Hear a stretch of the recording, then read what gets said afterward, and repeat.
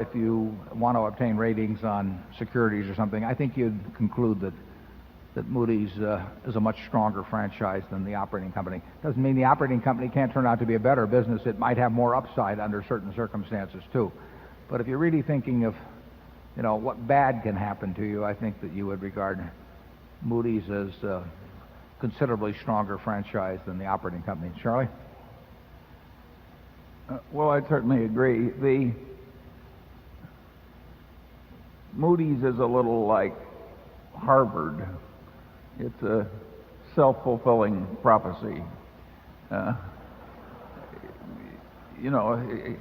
hate to think of how much you could mismanage Harvard now and still have it work out pretty well. If you cut the price of the admission to the Harvard Business School by $10,000 a year, you would have less demand, in all probability, than an increase in demand. I mean, it's totally counterintuitive in that respect, because it's the cachet of the school. In that case, it's not only reinforced; it almost makes it necessary that it be priced toward the top. So you can throw away the demand and supply curves that they teach you in Economics 101 on something like that. I have a little fun with when I attend business schools, because I ask them, what the definition of a wonderful business is, and we go through all this stuff, and then I say, I tell them that really the best business I've seen is the Harvard Business School or the Stanford Business School, because the more they increase the price, the more people want to get in, and the more people think the product is worth. And that is a marvelous position to be in. And I thank you for your comments on the. I was lucky enough to have a great teacher in Ben Graham at Columbia, and Ben didn't need to go up to Columbia once a week on Thursday afternoon to talk to a bunch of us. I really feel I enjoy sort of passing that along. I haven't had any original ideas in this field at all, but I had a terrific teacher, and it's fun to talk to students. If you talk to a bunch of guys my age, nothing happens. I mean, they just want to be entertained. But they want predictions always and that sort of thing. So I don't do any of that at all. I'd rather talk to students, and I thank you for coming. Let's go to number 3.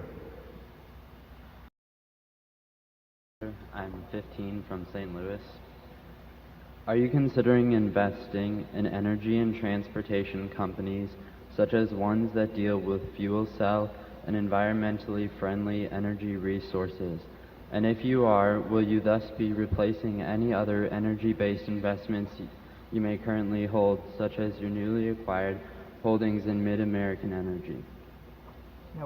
I would say that energy and transportation, in the very broad sense, are both things that we've at least got a chance of understanding. So those are the kind of areas in which if we would think about making investments. We would probably think about it less in connection with new technology.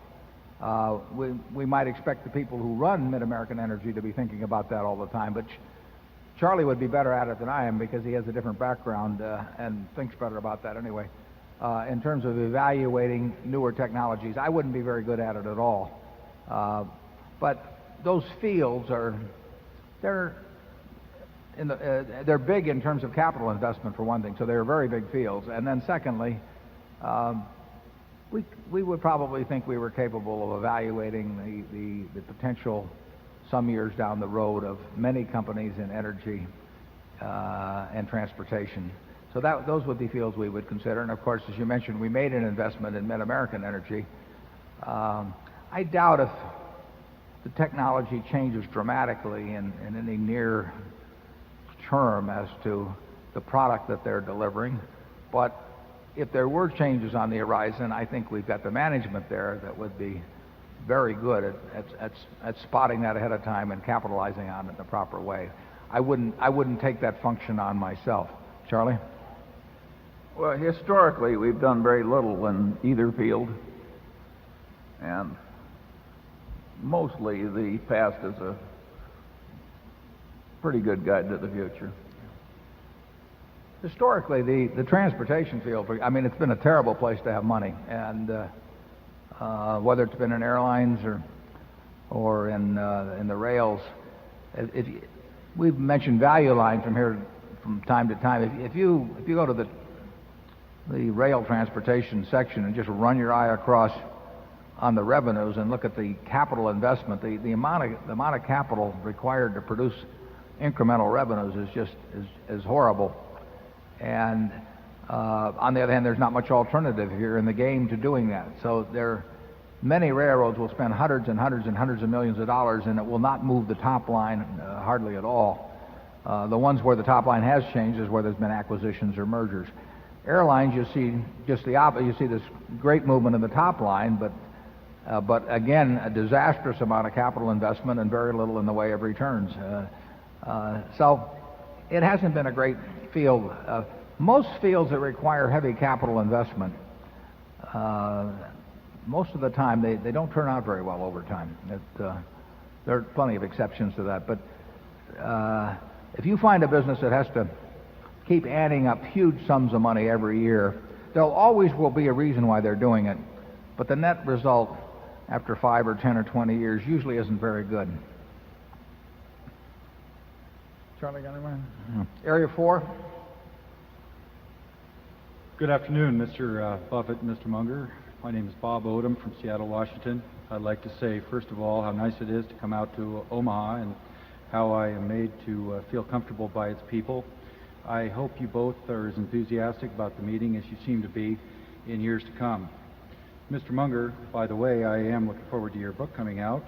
My question has to do with Doug Ivester's severance package and what justifies it, considering he had a very short tenure as CEO and that he took the reins from some very strong performance from Consueta and to be relieved of his dismal performance by Doug Daft.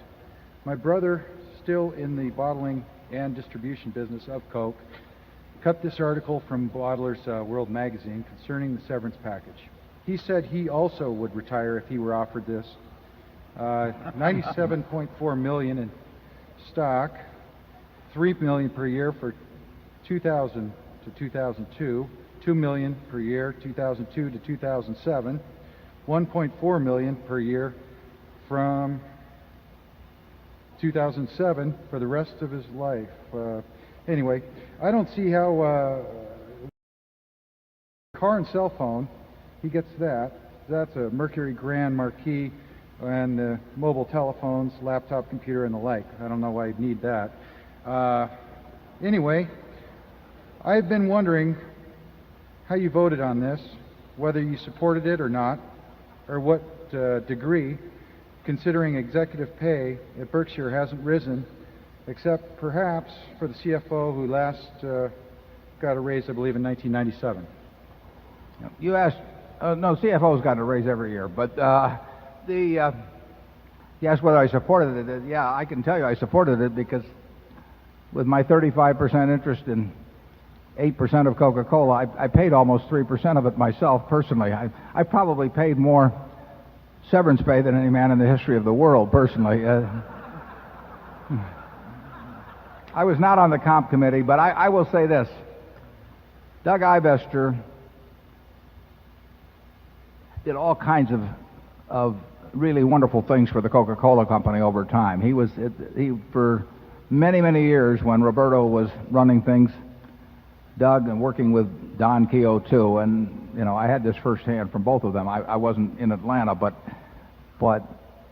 there was no question that he was a huge, huge asset and conceived and carried out many of the things that other people may have gotten even more credit for. Most of what you described, not the little things at the end, but most of what you described was contractually in place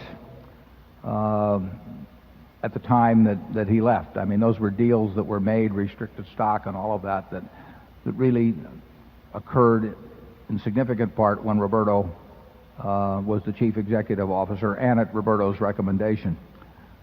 Doug's devotion to Coke, his knowledge of Coke, I mean, he lived and ate and breathed Coke, but in my opinion, Doug Daft was the man for the job, and a change was made. But it was not because of any lack of attention by Doug Ivester. It was not because he hadn't done great things as CFO of the company, but I think he was not the right man at the time he took over as CEO. He took over, as you know, when Roberto died quite suddenly. There wasn't any real option in terms of he was Roberto's handpicked successor. It's almost inconceivable that somebody else would have been chosen at that time. And we made a decision within a couple of years that the company would move faster and better with Doug Daft in charge, and we made a deal in severance which was about 80% or some very high percentage embedded, and like I say, I paid more of it than anybody else. So it isn't like it was all academic. And I think, considering some other factors, which maybe I'll put in a book sometime, that entered into it, it was definitely the right decision for the Coca-Cola Company. Whether the computer should have been included in the car or anything, I would not want to defend small item by small item, but I think the Coca-Cola shareholders are going to be many billions of dollars ahead over time by what was done then, and it wasn't easy to do. We'll go to 5. And Charlie, do you have anything to add on that? You paid a fair amount too. Generally speaking, I think it's a mistake for corporate America to create as much hostility as it does, which is based on the way it compensates principal officers of corporations. It is simply maddening to add a little clause that the corporation will scratch the guy's back for just tiny little bits of stuff that looks terrible. To me, that is extremely stupid.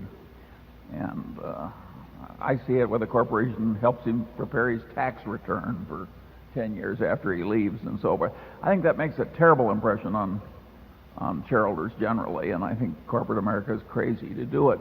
They get sold this stuff by these damn consultants. Yeah. I agree with Charlie, and it is true what Charlie says. We don't have a contract, at least that I can think of, at Berkshire. It's perfectly easy to run a company without them. We've got wonderful managers. We've got things that might be called contracts. I mean, we've got deals with them in terms of we tell them what we work out compensation arrangements and all that. I can't remember a case of anybody that's been with us that ever has called in a lawyer or anything of the sort, or we even had to reduce things to writing basically, and it works fine.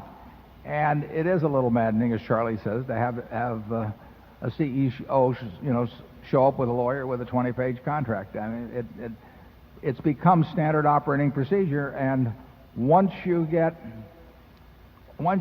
a big public company with committees, consultants to the committees, consultants who usually are picked by the officers of the company, they look around at what everybody else is doing and say, well, that's the way the other guy does it, so I'll do it. I think the proxy statements of the last 20 years, what that's induced in the way of behavior by people at somewhat comparable companies that look at the proxy statements of their competitors and then say to their lawyer, well, Joe Blow got this, why shouldn't I have it?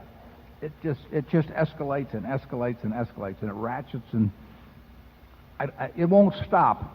I have never seen a compensation consultant come into a public company and suggest a plan that net reduces the cost of compensation. And I see all kinds of people leave companies who have made tremendous amounts of money, and nobody wants to hire them at half the price or a quarter of the price or a tenth of the price. I mean, it's not a market system. CEO compensation is not a market system, and it's not subject to market tests. And I don't know what you do about that particularly, but it doesn't seem to bother shareholders very much. The ones that could change I think it bothers them a lot, Warren. It's just they feel powerless. Yeah, but the institutional shareholders could change that. My guess is that the top 30 institutions probably control, 2/3 of the big companies in the country, and they don't seem to care that much. They spend their time on what I regard as peripheral issues. Usually, they talk about other things. They get involved in rituals of corporate governance that frankly don't mean a damn in terms of how the company performs, and they seem to ignore these other issues. But we got enough to do running Berkshire, so we can't reform the world on that. We will run Berkshire in a rational manner, and we have yet to hire a compensation consultant, and we've yet to lose an important manager. Okay, we'll go to number 5.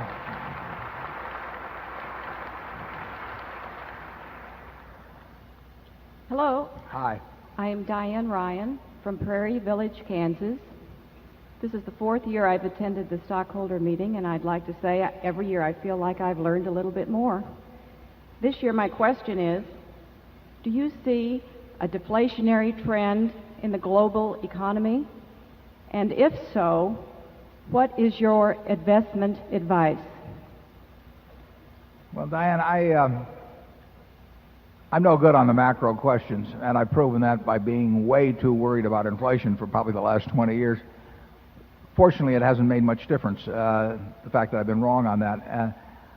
So I don't really think my judgment is any better than yours at all in terms of assessing what's going to happen to global prices over time. My opinion would be that the world is not going into any deflationary situation, but you know, I've not earned any stars for my past economic predictions. And the good thing about my economic predictions, if I even do make them, is that I pay no attention to them myself. So I really and the way we pick our investments is we just don't get into the macro factors. I can't recall a time when Charlie and I have looked at a business, either buying it in its entirety or buying pieces of it through the stock market. I just macro conclusions are just never enter into the discussion. I mean, you know, I'll pick up the phone. We've had these two in recent months, and I'll tell Charlie about it. And you know, we talk about a few things, but we don't talk about anything remotely macro, and that's really the way it'll stay. You know, I've seen a lot of bank mergers recently, and one of the things they do because they want to cut the costs and justify a merger, which they're dying to do. I mean, that's the reason they cut costs they wouldn't have cut if they weren't dying to do the merger in the first place and get bigger.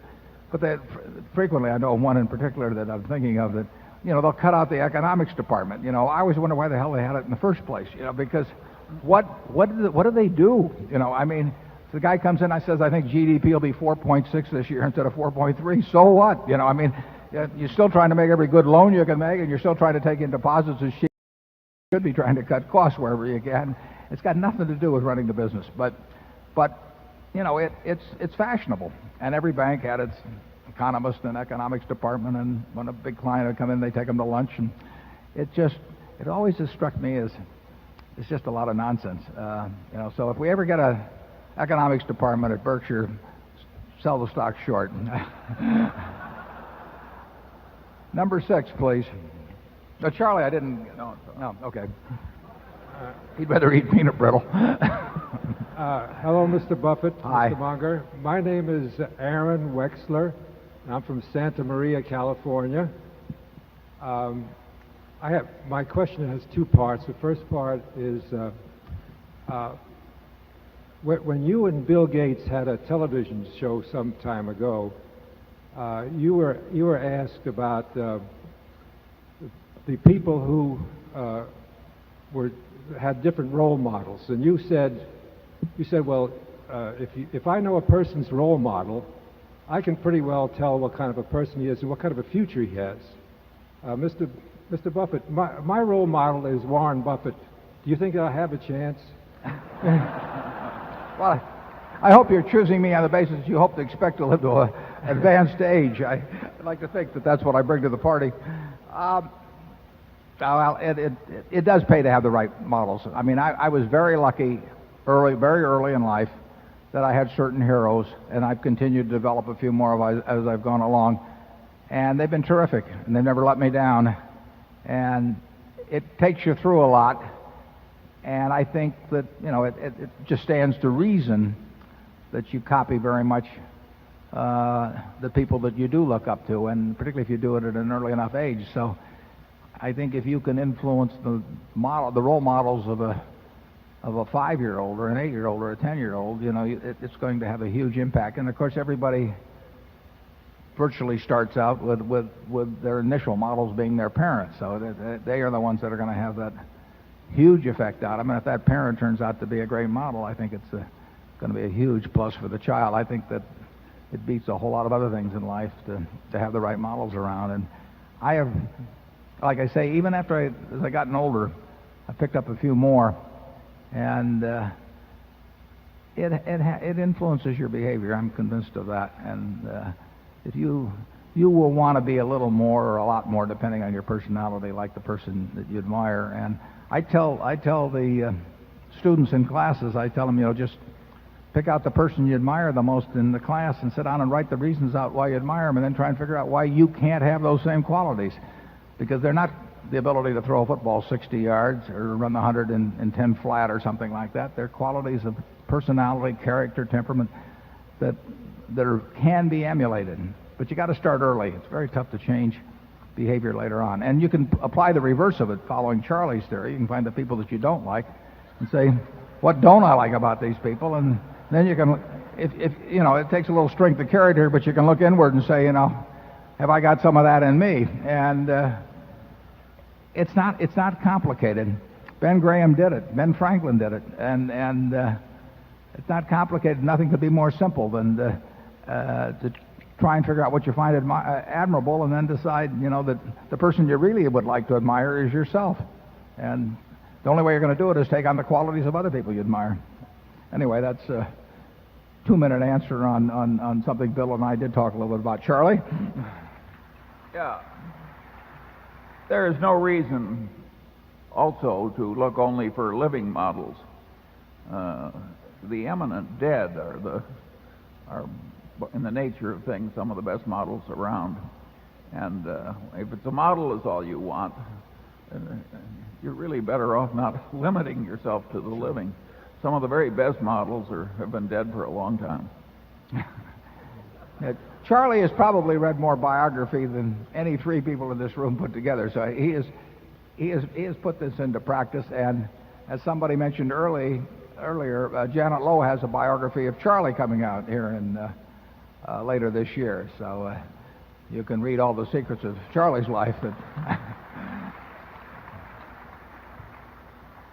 Okay, number 7. Good afternoon, gentlemen. My name is Gary Brodstrom from here in Omaha, Nebraska. And my question is, if Alan Greenspan just decided to retire and that job was offered to either of you, would you take it? Well, I can tell you my answer is no, in a hurry. I think Charlie will give you his answer. So I would say no more quickly. You notice we gave you very unequivocal answers, and of course that alone would disqualify us from the job at the Fed.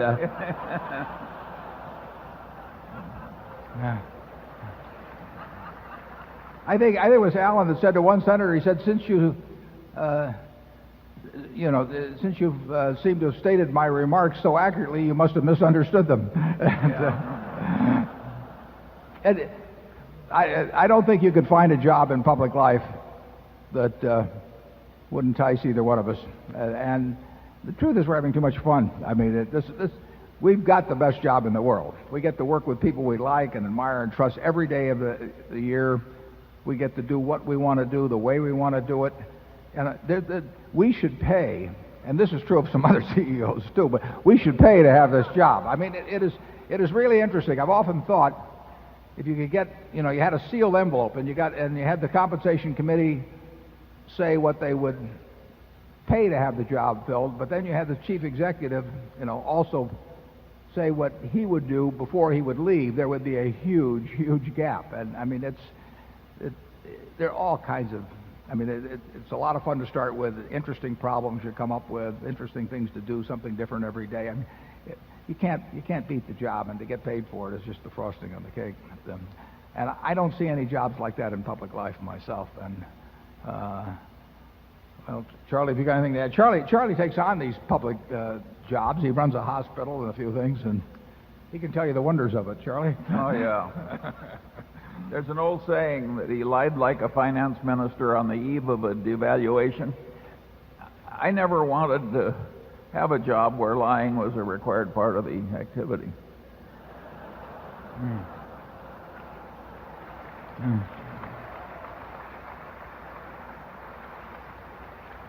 Number 8. Mr. Buffett, Mr. Munger, my name is Norman Rentrop. I'm from Bonn, Germany. I want to thank you very much for so patiently listening and answering and sharing yesterday and today. And I'm a shareholder since 1992, and this is my first meeting. I came here being inspired by Robert Miles' book, 101 Reasons to Own Berkshire Hathaway. And I was very careful listening to you, the reasons how you pick good people, that it's love for the business and not so much love for the money. And I'd like to hear a little bit more on your philosophies now that Berkshire Hathaway is more and more buying companies, on this, how you make sure that it's true love and how you pick people. It's a terrific question. I don't know exactly how to answer. Maybe Charlie will think of it while I'm stumbling around, but I think I can do that quite well, but I don't know of any way to give somebody else a set of questions to ask, or, you know, I don't know how to tell someone else how to select managers using those criteria. Do they love the business or do they love the money? It's very, very important. I mean, it's crucial because well, we see it all the time. I mean, you've got people around who love the money, and you see them in public companies and doing things that, you know, we wouldn't want to have associated with us. And on the other hand, if they love the business, and I'll tell an owner this. I will say to him, "You built this business lovingly for 50 years, and maybe your parents before you, maybe even your grandparents. One of these businesses we're buying is fourth generation." And the clincher, in fact, I used it with Jack Ringwald back in 1967. I said to Jack, who would build it over a long period of time, "Do you want to sell this? You know, you want to dispose of this, your creation, your painting, or do you want some 26-year-old trust officer to do it the day after you die?"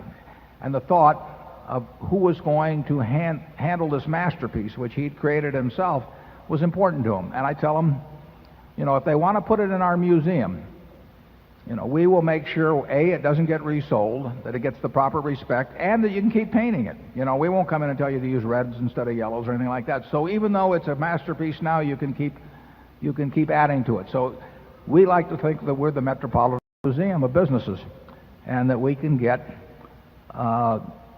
really outstanding creations to reside in our museum, but we've got to deliver the kind of museum to these painters of businesses, in effect, that we would want if we were doing the same sort of thing. To some people, that doesn't mean a damn thing. I mean, all they want to do is auction their business, you know, and they probably cheat on their figures a little in the last year or two before they sell it to dress it up, and they do all kinds of things. And they employ some investment banker who pretends that, you know, he's getting bids from other people to jack it up some more, and all. It's, you know, that's standard procedure for a lot of people. We have no interest in buying in with them at any price because we don't want to be on the other side of the table, you know, for the rest of our lives with somebody that's going to do that. If somebody loves their business, and I love Berkshire, I mean, you create something over a period of time, it means something to you. I mean, you know, some people get it out of how they decorate their home, or some people get it out of, you know, all kinds of different things, their golf game or whatever, but some of us get it out of building a business. And it has to be enormously important what kind of a home it finds. And there comes a time in many situations for estate taxes, or because the kids don't get along, or whatever the hell it may be, why people need to do something with that business, but they don't want it auctioned off. And we have a good home for that. I think I can tell pretty well what people's motivations are when they come in with a business, and so far we've batted pretty well. We've made mistakes, there's no question about that, but in a sense I think they've gotten fewer over the years, and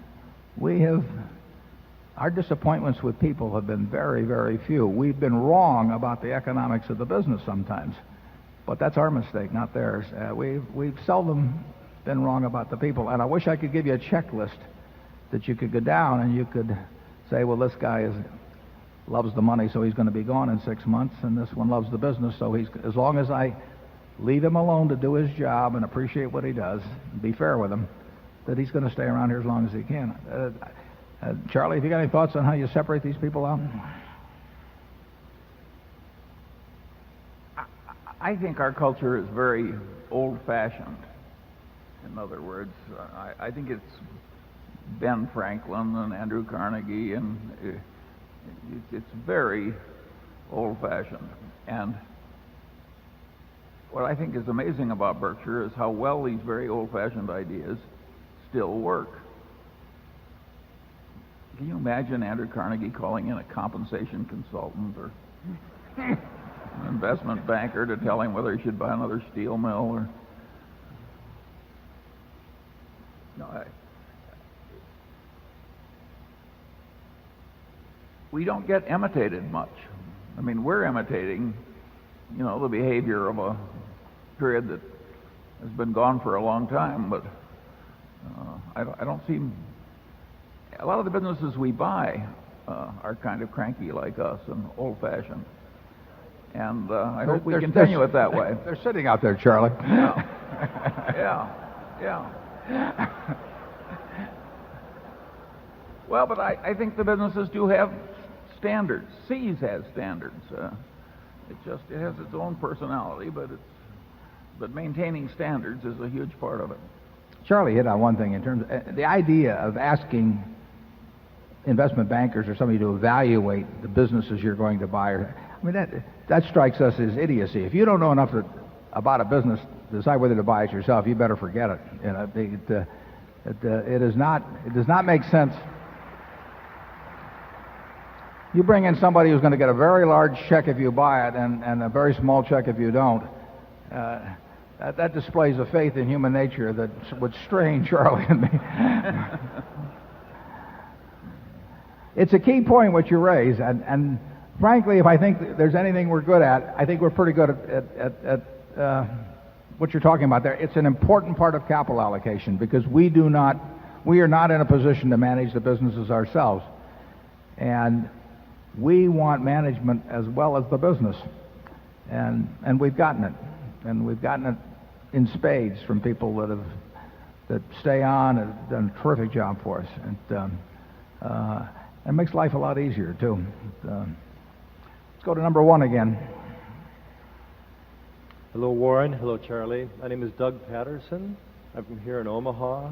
I teach down the road at the University of Nebraska at Omaha, and I teach in theater, which is also the greatest job in the world. And I have to say that I enjoy the theater you provide every year. Thanks so much. Thank you. Just sitting here, there's so many questions that come to those of us who've been sitting here for 3 or 4 hours. I've got 3 very disconnected questions. Okay, we'll do them one at a time. Cool. In terms of these tech stocks, you say that you don't understand them. Can you say if you think... I can't imagine you not understanding something.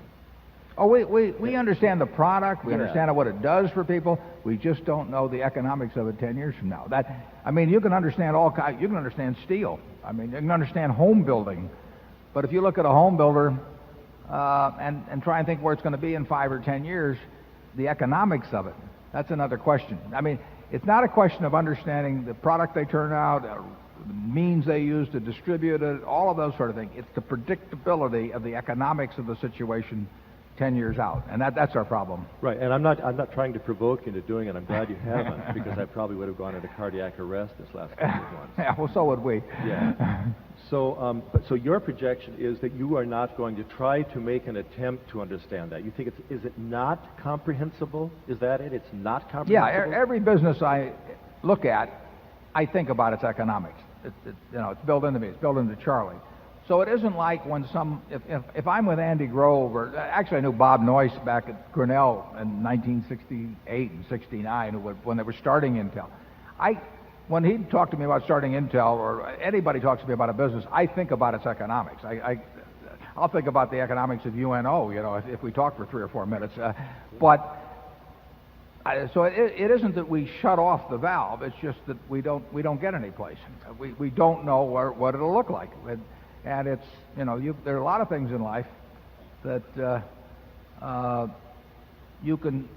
they're just beyond comprehension for many of us. And so you'd say that nobody really probably can understand this where it'll be in 10 years. Nobody could understand. We would be very skeptical about it. Yeah, I would say that, and incidentally, my friend Bill Gates would say the same thing. And actually, Bob Noyce would have. Bob died some years ago, or Andy Grove.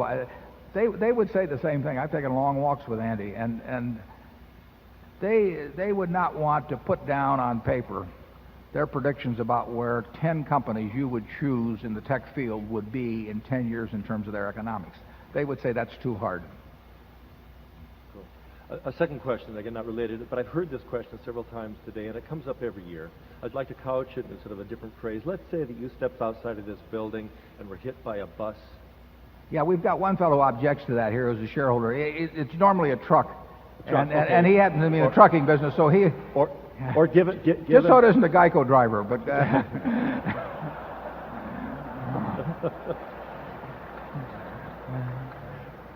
given Omaha, it could be a road grader. Yeah, right.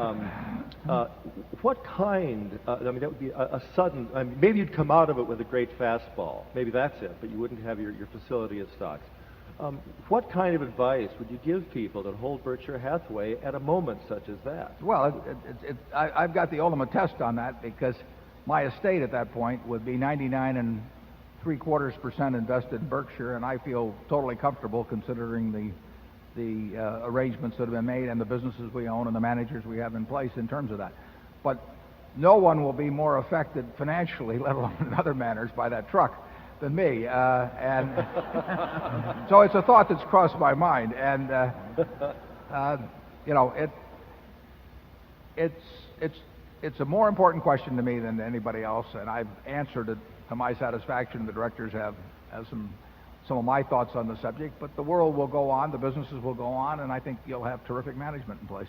I appreciate that. Fine. Mm-hmm. And thank you for taking all three of these. They're so disconnected. Okay, thank you. Given your comments about newspapers, may we assume that you're probably not going to buy the Omaha World Herald? I think that's a fair assumption, but that would probably be true regardless of my thoughts about newspapers because they're not going to sell. Charlie, have you got anything to add on any of those? Well, that story about the World Herald is interesting. The truth of the matter is that if Warren had been offered the Omaha World Herald 20 or 25 years ago, he would have cheerfully bought it. And now he doesn't want it. And that isn't because of the economics. That's true. Yeah, I mean, I have not been offered, never will be offered it. It's all, the ownership's all set. But what Charlie said is true. If it were still owned by an individual and they offered it to me. For economic reasons, I wouldn't want to buy it, and for other reasons, I wouldn't want to buy it. Well, you wouldn't want to buy it now because your life would be less congenial afterward than before. Yeah. There'd be more people after you. There'd be no plus in life to owning the World Herald. Yeah. At all. You know. And as Charlie said, that's probably not the way we would have thought 30 years ago. I know. Not at all. No. I think we're right now. Number two. Hi, Howard Winston from Chicago, Illinois. I wanted to thank Charlie and you for your hospitality. My question is, Berkshire has benefited enormously over the years from the low cost of its float. Do you think the internet will make the insurance business more competitive and therefore raise the cost of your float? Well, that's a good question. I would say that the internet, from what I see now, is unlikely to increase the cost of Berkshire's float. It will have different effects on different aspects of our insurance business, and it will change the insurance industry in some ways. And I can't tell you exactly what, but you know that any system of distribution is going to be affected by something that changes the economics of distribution as much as the internet does. So there's no question it'll have an impact. I think in the end, the competitive advantages we have among our group of insurance companies net will not be hurt by the internet. But I could be wrong on that, and therefore I don't think that our cost of float will be changed much. I don't think industry economics in aggregate for insurance companies are going to be changed very much. The economics haven't been that good. I think they'll be about, in that same range. And I don't think our competitive advantage will be cut, so therefore I think our cost of float in the future is going to be higher than it has been in the past, but that's for reasons other than the internet. I still think we'll have an attractive cost of funds over time on float. It's a good business for us. I don't think it's necessarily a good business for the average company. Charlie? Well, there's a marvelous issue buried in your question. Will the internet, by making competition so much more efficient, make business generally harder for American corporations, meaning more competitive, lower returns on capital? And my guess would be yes. Yeah, my guess would be yes, too. I would say that on balance, for society, the internet is a wonderful thing, and for capitalists, it's probably a net negative. So all of you can be happy that the progress of the species will affect your economic futures for the worse.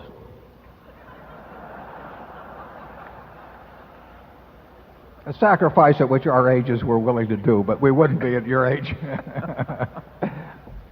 Incidentally, I mean, there's plenty to think about there. The internet, I mean, if you analyze it, you have to think it's much more likely that it will reduce the profitability of American business and improve it.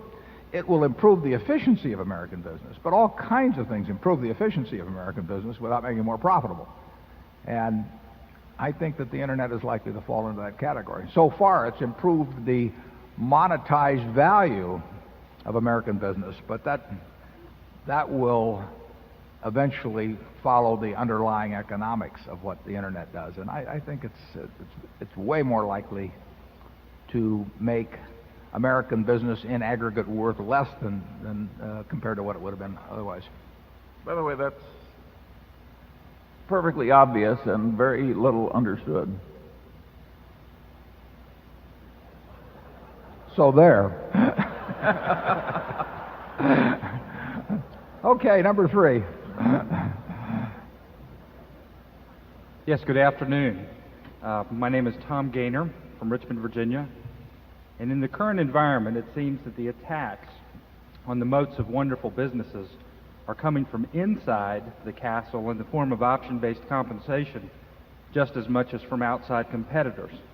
One of your role models, Ben Franklin, said, "Even a small hole can sink a great ship." It seems like the holes are getting bigger. Can you discuss what, if any, forces may cause this to change? Is it a problem that will get worse or get better? My second is specifically in your role as directors of companies like Coke and Gillette. Are you seeking to change these practices? And what kinds of success do you expect there? Do they let you on the comp committee? And 3, if these compensation practices are irrational, does Berkshire benefit from this irrationality? Thank you.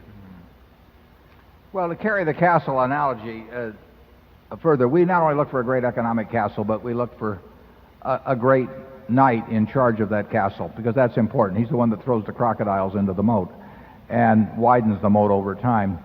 And of course, the question is, how much does the knight get of the castle for doing that? And I think, generally speaking, at Berkshire, you get a very fair deal in terms of the amount that we've got a lot of castles around, and we try to pay people fairly, but I don't think that the division is unfair between the owners of the castle and the knights that are around there protecting the moat.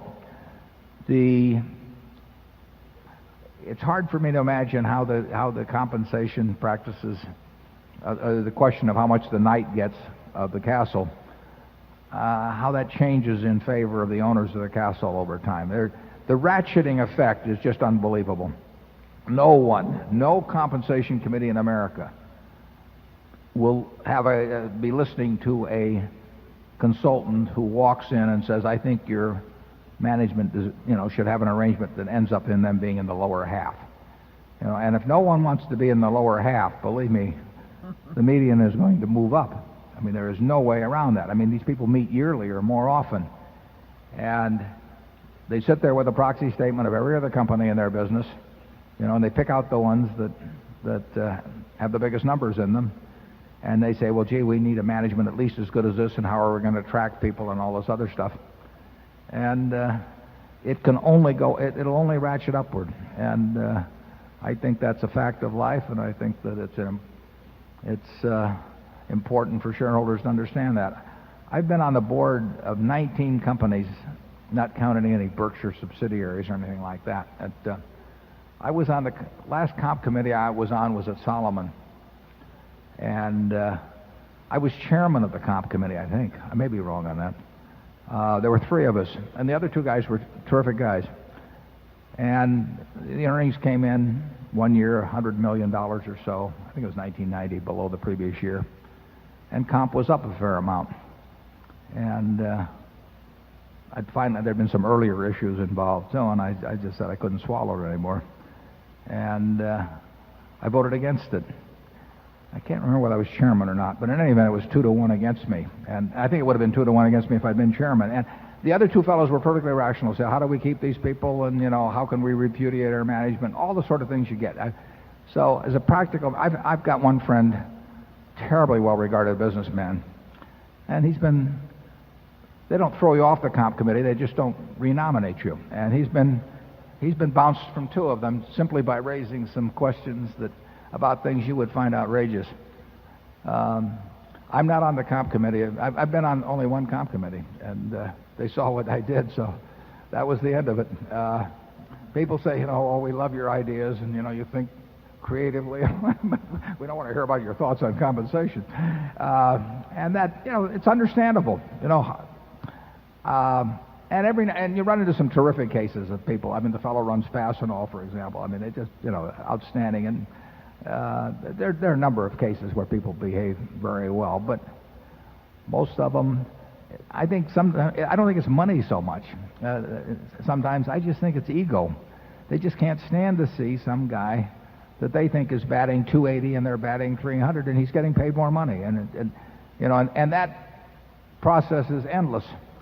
And that's understandable. It's like who gets top billing in a movie or something of the sort. People care about where their name is compared to somebody else's, and their name in this case is compensation. And I doubt if it reverses itself. Charlie?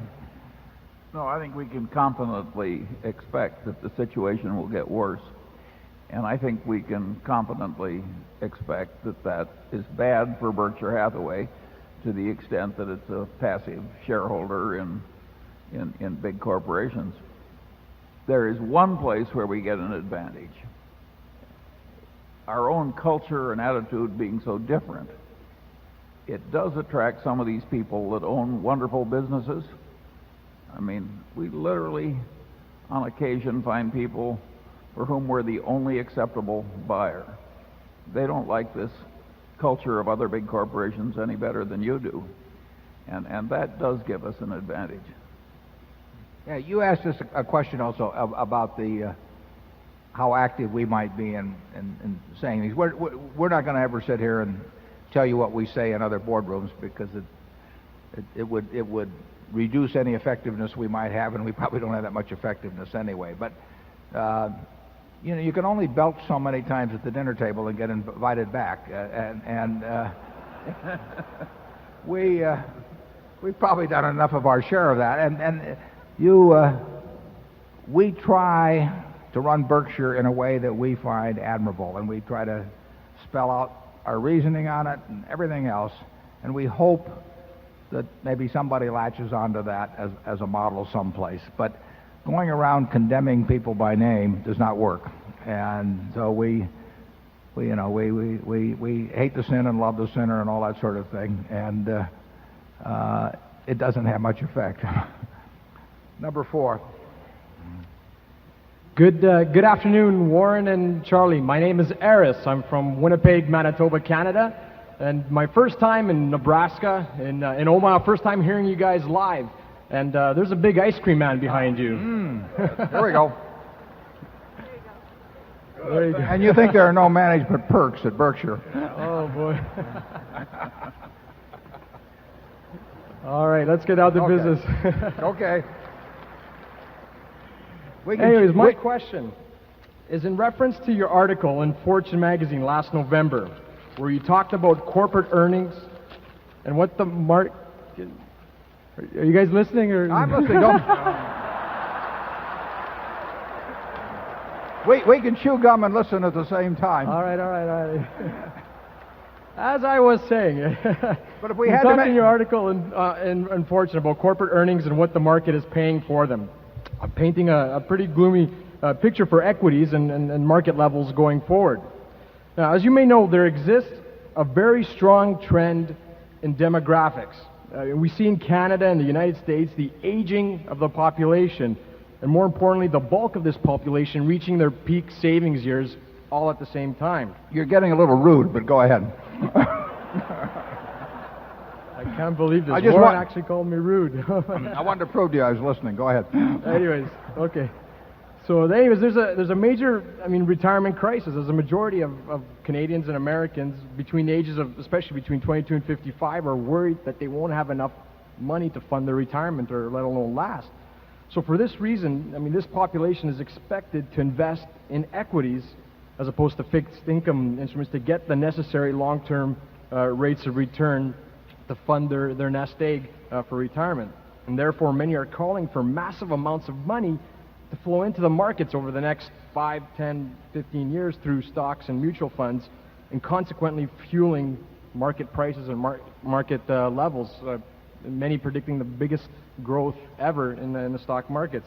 So what is your opinion on this potential trend, separately or in conjunction with what you said in that article in Fortune?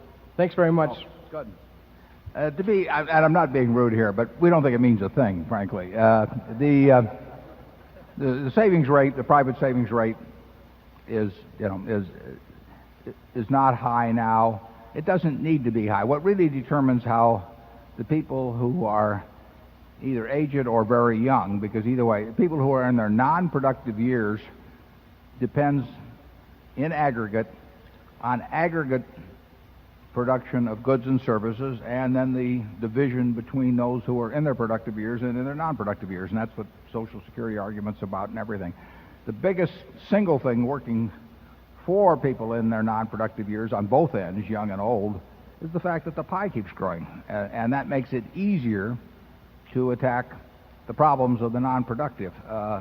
And when I say non-productive, there's obviously nothing derogatory about that term. It just relates to who's in employable age and who isn't. And our society is going to do extremely well in terms of being able to take care of the people who are in non-productive years. If there is a shift, obviously, as people live longer, and of course there should be a shift perhaps in defining, I think there should be, in defining what's productive, because 65 was decided back in the 30s, and I think that's changed.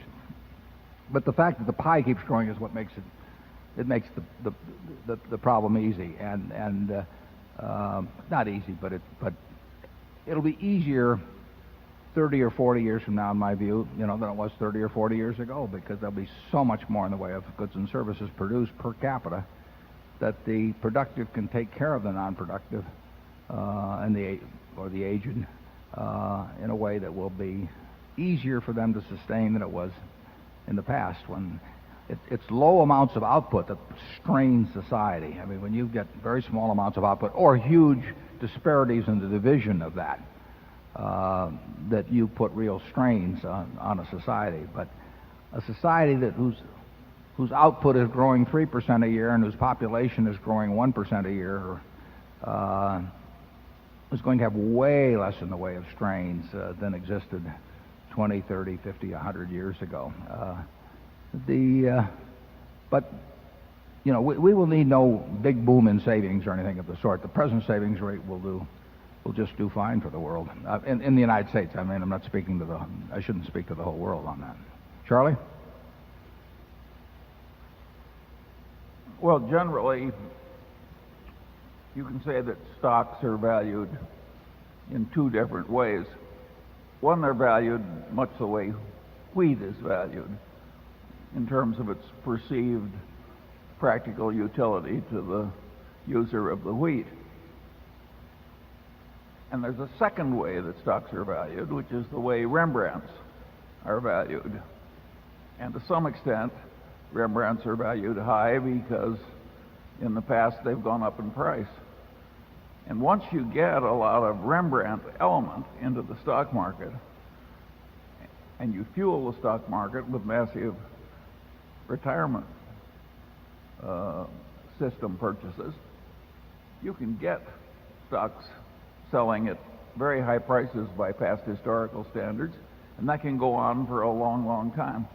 That's what makes life so interesting. It isn't at all clear how it's going to work out. It isn't even clear what the level of interest rates is going to be. And nobody in this room ever expects to see 3% interest rates continue for a long time again, but that could happen. Sure. That would have an enormous effect on the price of equities. You live in a world where you can't really predict these macroeconomic changes. Oh, you can argue that increases in savings will drive down the returns on capital. The more capital is around, that the lower the returns will be on capital. But I don't think it will help you make any decisions about businesses, over your lifetime, by thinking about matters like that. I mean, we're a little biased on that, but you'll find all kinds of guys that will tell you. I mean, that's what books are written about, because everybody likes predictions in books. So you get all. Go ahead. In addressing this question, you can see that we have acted much as one of my old Harvard law professors acted. He used to say, "Let me know what your problem is, and I'll try and make it more difficult for you."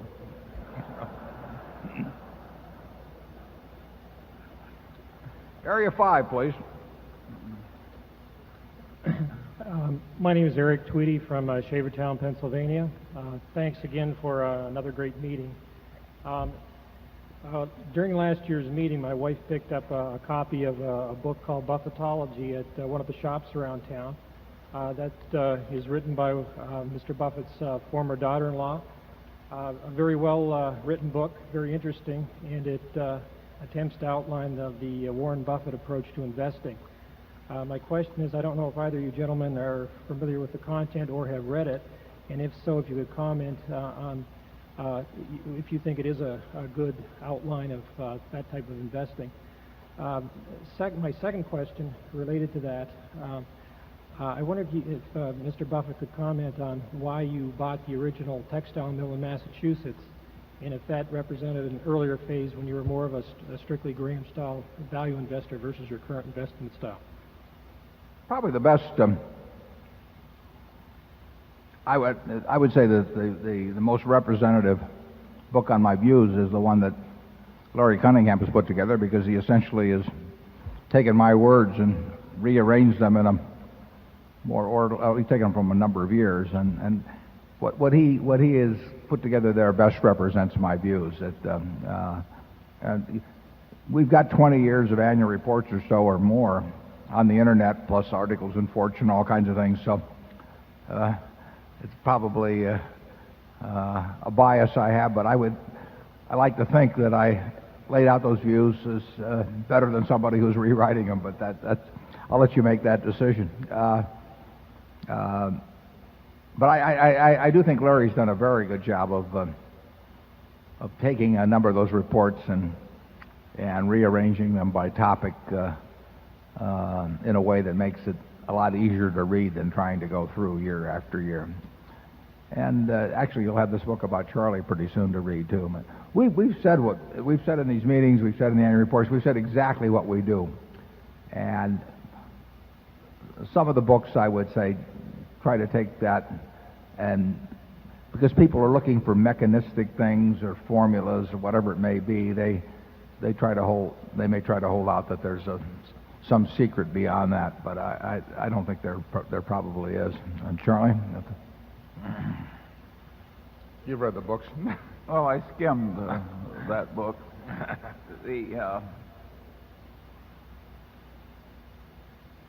I think what we have done all these years is it wasn't all that hard to do, and it's not all that hard to explain. All that said and done, I think a lot of people just don't get it.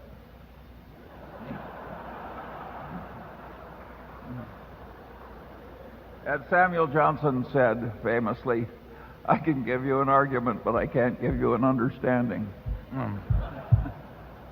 What was the second part again?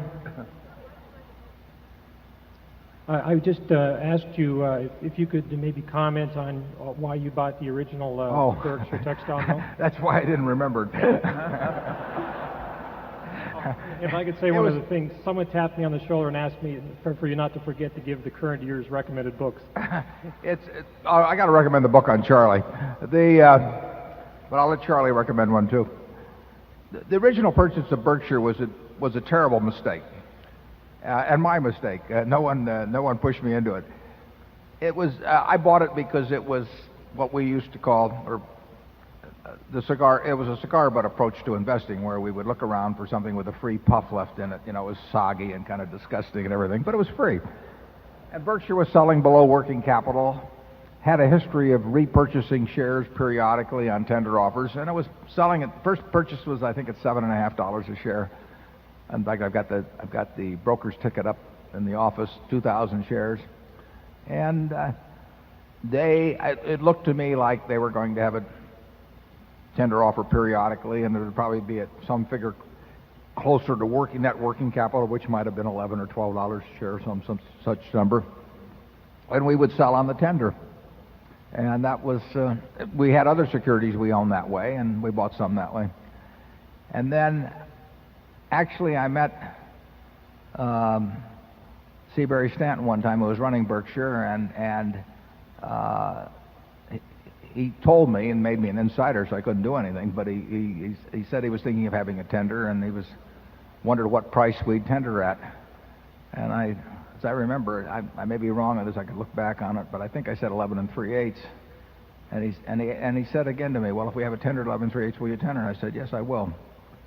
And then I was frozen out, obviously, of doing anything in the stock for a little while, but then he came along with the tender offer, and as I remember, I opened the envelope and it was 11 1/4. I may be wrong, it was maybe an 11 1/2, 11 3/8, but it was an eighth below what he had said to me and what I'd agreed to. So I found that kind of irritating, and I didn't tender, and then I bought a lot of stock, and I bought Kim Chase, who's a director. His father had some members of the family, not his direct family, but a related family, that wanted to sell a block, and we bought several blocks, and before long we controlled the company. So at an eighth of a point difference, we wouldn't have bought it, the company, if they'd actually tendered at that price. We had a somewhat similar thing happen with Blue Chip, actually, later on too. Now we would have been much better off if we hadn't bought it, because then things like National Indemnity and all of that, instead of buying it into a public company with a great many other shareholders, we would have bought it privately in the partnership, and our partners would have had a greater interest. So Berkshire was exactly the wrong vehicle to use for buying a bunch of wonderful companies over time. But I sort of stumbled into it, and we kept moving along, and when I disbanded the partnership, I distributed out the Berkshire because it seemed like the easiest and best thing to do, and I followed through on it, and I enjoyed it enormously. I'm glad it all worked out this way. It did not work out the best way economically, in all probability. It was the wrong base to use to build an enterprise around, but maybe in a way that's made it more fun. Charlie, do you have anything to add on that? You can tell them about the Blue Chip story. No, one such story is enough. But it is interesting that a wrong decision has been made to work out so well.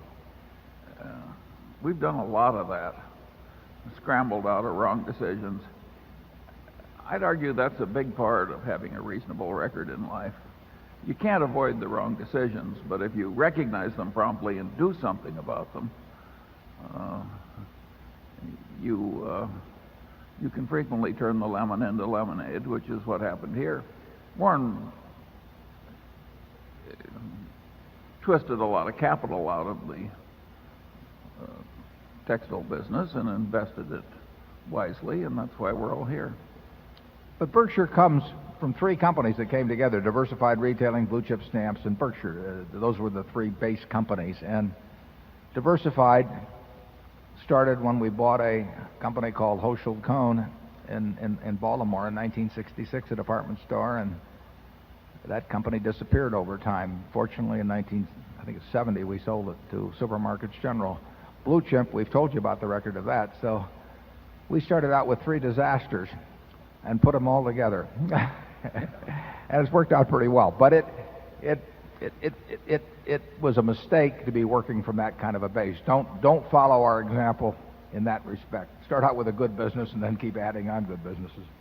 But the example of quickly identifying the mistakes and taking action, their example is a good one. Yeah. Okay, number 6. Good afternoon, Mr. Buffett, Mr. Younger. Kathleen Lane from New York. I have a question out of left field for you. You say you like to be entertained. This question will entertain you. It's also a serious question. I know you don't like to speculate about the future. You won't do so. I appreciate that. But some people do. For example, Edgar Casey was one. He didn't pick stocks or investments, but if he had, he would have probably gone for that farmland that you were talking about earlier this morning, because he had a dream that in the year 2158, Omaha would be located on the west coast of the United States. And you know how beachfront property goes, so it would be a good bet. It won't be good for our super catastrophe business if that happens.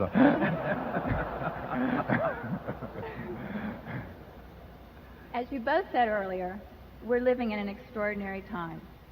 Financially especially, you can't help it but hear disaster scenarios concerning the impending collapse of worldwide financial markets, about major physical changes in the world as we know it, about a future when the world's resources will be better measured by their prospects for ensuring our basic survival than their value as speculative commodities. That's where that farmland would come in again. Nobody does better what you two do. But even if your investment acumen wasn't what it is, I would invest with you because you're honest. In short, I came here to ask you, what would you tell a single mother to exchange her Berkshire sharehold for gold coins? When, under what circumstances? Well, I can't imagine ever exchanging any of my shares for gold coins. But, you know, I would rather trust in the intrinsic value of a bunch of really fine businesses run by good managers selling products that people like to buy and have liked to buy for a long time, and them exchanging their future efforts, the money that comes from their wages for See's Candy or Coca-Cola or whatever, than take some piece of metal that people dig out of the ground in South Africa and then put back in the ground at Fort Knox, you know, after transporting it and insuring it and everything. I've never been able to get it real excited about gold. Now, my dad was a huge enthusiast for a gold standard. So, I mean, I grew up in a family where gold was revered, if not possessed. And I gave it its full chance, but I've never understood what the intrinsic value of gold is. And you know, we'll sell you some at Borsheim's, but I would never exchange. The idea of exchanging a producing asset for a non-producing asset would be pretty foreign to me. And I would say this in terms of the predictions, and I know the spirit in which you asked the question, but there's a market out there all the time, and people love to hear predictions. I mean, if I said I was going to offer a bunch of predictions today, I mean, we would have 1 million people here. I mean, they're dying to have predictions, and speeches at Rotary clubs or trade associations or whatever. They just plain love it, and that's what a whole industry is built upon. You know, the people coming out of Washington that talk about political predictions, and I don't read those in the paper at all because it's space fillers basically. And you mentioned Edgar Casey. Ben Graham knew Edgar Casey pretty well, but I just have never seen any utility to any of that at all. There will be some huge surprises in the world. There's no question about that. But I don't think that betting on any specific one is a very smart policy. In fact, we usually bet against them in terms of super catastrophes. We know there will be a 7.0 or greater quake in California in the next 50 years. We don't know where it'll be or when it'll be or anything like that. We're willing to pay out a lot of money if it happens tomorrow. And because people do worry about catastrophes. In this case, it's perfectly proper with insured values, but it just isn't any way, in our view, to get through economic life. Charlie? Well, I suppose the one time when a single mother might want to own gold compared to anything else is if she faced conditions like a Jew in Vienna in 1939, or, I mean, there are conditions you can imagine where some form of transportable wealth would be useful compared to anything else. But absent those extreme conditions, I think it's for the birds. Now, silver.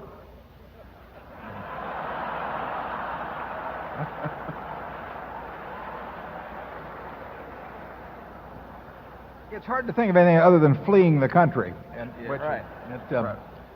And Charlie and I don't give a lot of thought to fleeing the country. Although I must say that the one thing I really find reprehensible is the people that make a lot of money in this country, and then leave to, get in other tax jurisdictions or something like this. I really, but I'm a little crazy. I don't mind paying taxes. Let's go to 7. There are plenty of reasons, other perfectly valid reasons. I mean, people may want to live someplace else, but the ones who carefully arrange it so that they actually live here as much as they can. I think one of them wanted to be appointed. He wanted to go to some very small entity where there was no tax, and then he wanted to be appointed an ambassador to the United States so that he could enjoy living here but enjoy the taxes of something else. And that is not my role model. Yep. Hello, Warren. Hi, Charlie. Two questions. First, was anybody dumb enough to sell you Berkshire at less than $45,000 a share? We did not repurchase any shares. My second question concerns float. The float has been low cost almost most years for Berkshire, and probably zero cost in many years, except last year, possibly. When you think about float in terms of intrinsic value, do you have an idea in mind when you add new float for how much it will increase the intrinsic value of Berkshire? Well, we add, that's a good question, but we consciously add float sometimes at a given cost, and then we other times add float at no cost. So we have different layers of float, if you will, that we've entered into. We've entered in some transactions in the last month or two where we will take on some float which will not have zero cost, but it's acceptable to us, and we couldn't get it at zero cost, although we're also creating float which I think will be close to zero cost or better. So we would be willing to take on float.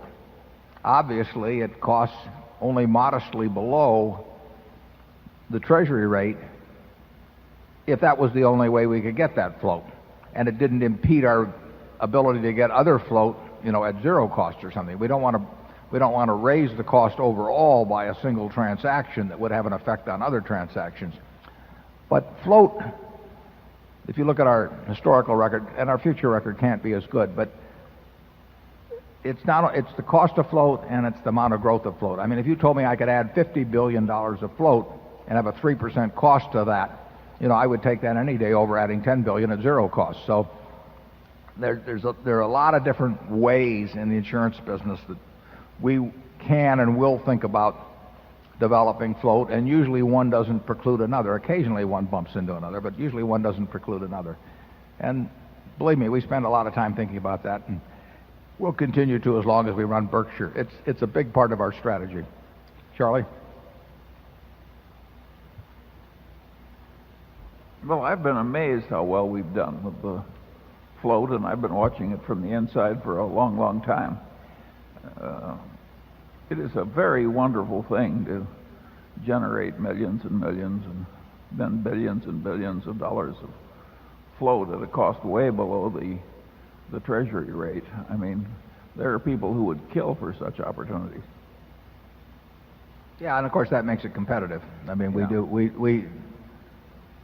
there are plenty of other people that are thinking about it in a similar vein and probably observe what we do and all of that. So it, like everything else in capitalism, it's competitive. We think we've got an edge in several very important respects, and we think that edge is sustainable for as far as we can see. And we intend to push it as hard as we can.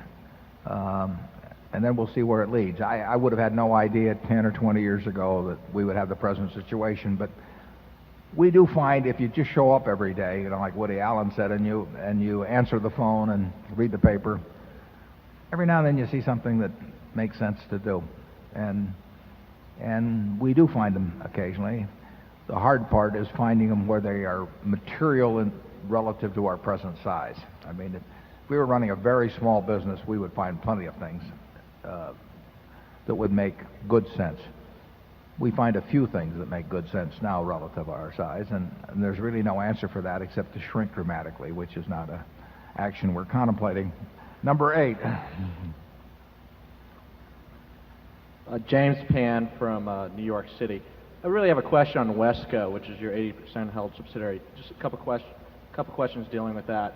First question is, last time I checked, that was trading below intrinsic value. And given that most of Wesco's assets are tied up in Freddie Mac, and Freddie Mac will arguably grow intrinsic value in the low teens for the next couple of years, how are you guys going to manage how would you manage the gap between the intrinsic value and the current price and what intrinsic value will be 2 or 3 years from now? And also, is there a succession plan at Wesco or some kind of roll-up plan at Wesco eventually? Charlie is the boss at Wesco, so. Yes, we have paid almost no attention to the price of Wesco stock.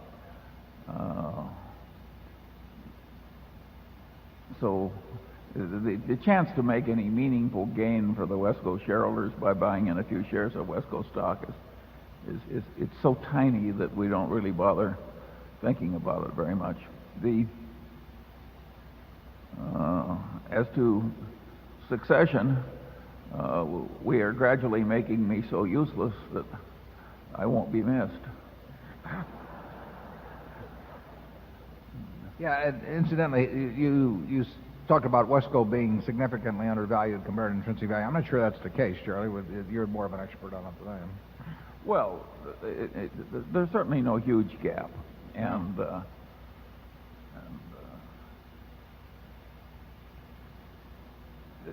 we don't spend a lot of time thinking about things that will make practically no money. Number 1. Hi, my name is Jason Tank from Traverse City, Michigan. Before I ask my question, I want to know if it's true that you guys are going to be here tomorrow at 9:30 to answer more questions. My question, I just recently read the book Quest for Value by, I think the author was Bennett Stewart from Stern Stewart Consulting Firm. And I want to talk to you a bit about, just ask you about different valuation methodologies and EVA in particular, and how that may or may not be more valid than, let's say, other benchmarks of value like PE or price to book or price to sales. Is that something closer?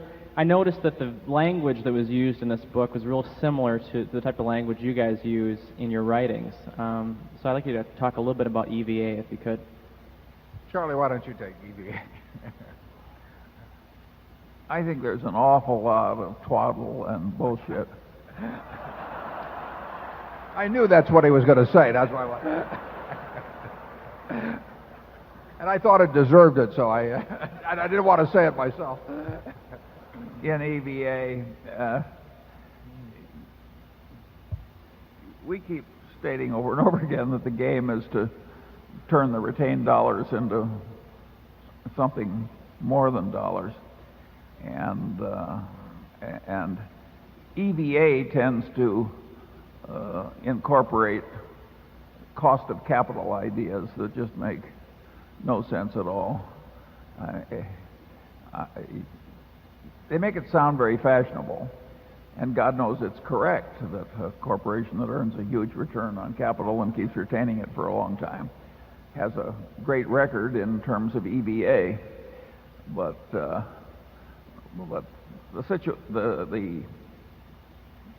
mental system as a whole does not work. It's like medieval theology.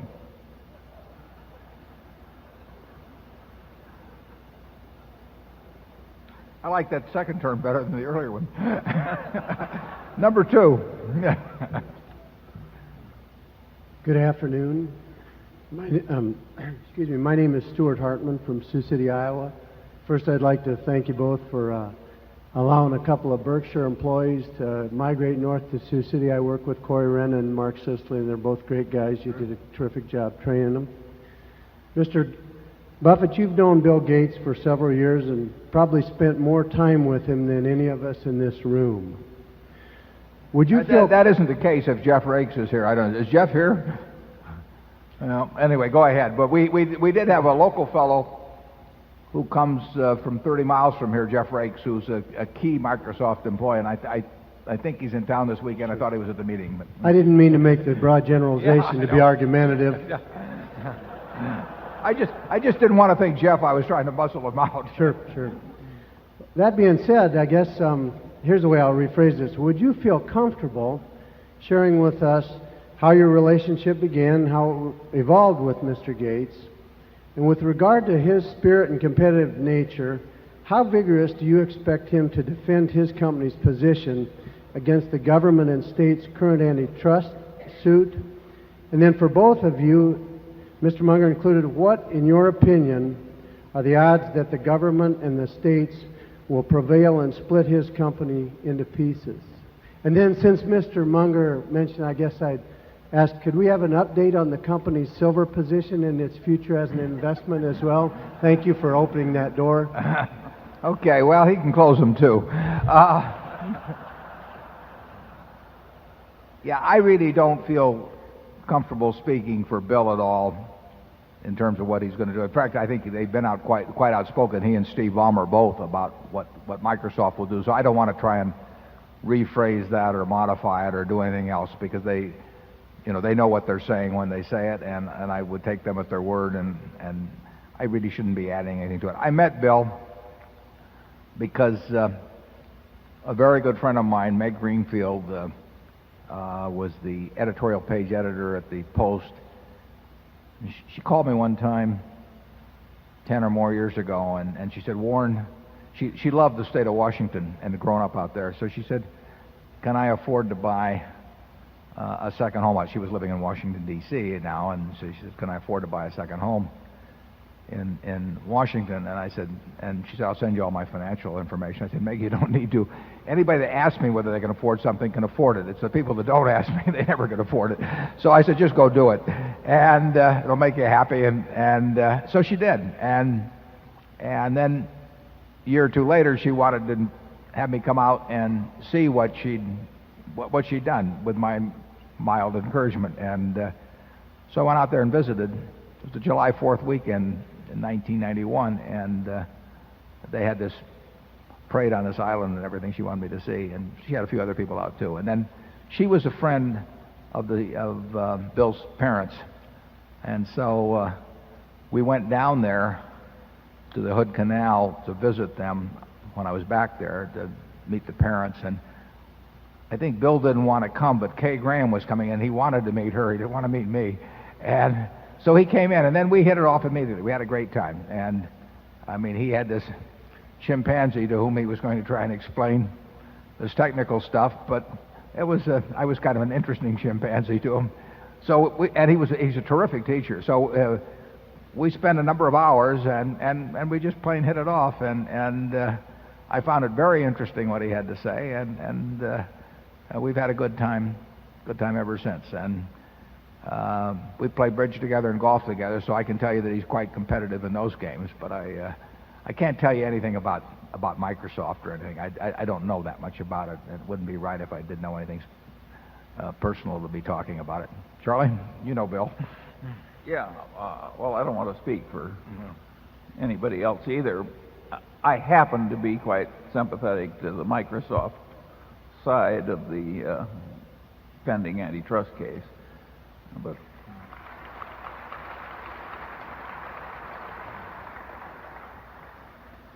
and regarding silver, all I can say is So far, it's been a dull ride. I would say this about the Microsoft case, that, and I've expressed this to a couple of news organizations who asked the question earlier. 20 years ago, this country really had sort of an inferiority complex about its place in the world economic order. And we talked about having a country of hamburger flippers, and we thought we were going to lose our steel industry and our auto industry. And we really didn't quite see how America fit into the world where it looked like the Japanese and the Germans to some extent, and all those were eating our lunch. So, and there are many of you who are too young to remember that, but there are many of you in this room who will remember that. And we were very depressed about our economic situation in this country. And then this, whatever you want to call it, information age or whatever, came along, fueled by technology, and we've just swept the world aside. I mean, we are so far number one that it's difficult to think who's number two. So here we have, and it's changed.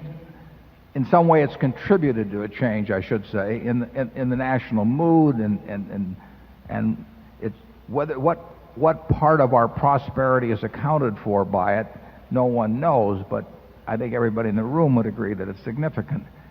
And that age is going to get, and that development is going to get more and more important in the years to come. It's going to be fueling much of what happens in the world, and for this country to be the world leader, and like I say, you can't even see who's in second place, and moving faster even to increase that lead, with all the benefits that brings. I think we've got something working very well that probably doesn't make a lot of sense to tinker with too much. So I would not want to go in with a meat axe into something that is pulling this country along, in my view, in a huge way. And I don't like to tinker with success, and it's an important success. It's really an important success. Charlie and I may not understand how to play that in terms of buying the companies that are going to do well 10 or 15 years from now, but we know some companies will do well, and we certainly know it'll have a huge benefit to society, even if it makes business less profitable but makes the society more efficient. I mean, that is a huge edge to have. I would love to have the most efficient industry in the world in this country, even though it might pull down returns on capital against the less efficient system. So I think neither one of us would be inclined to go in there and mess around with something that's working.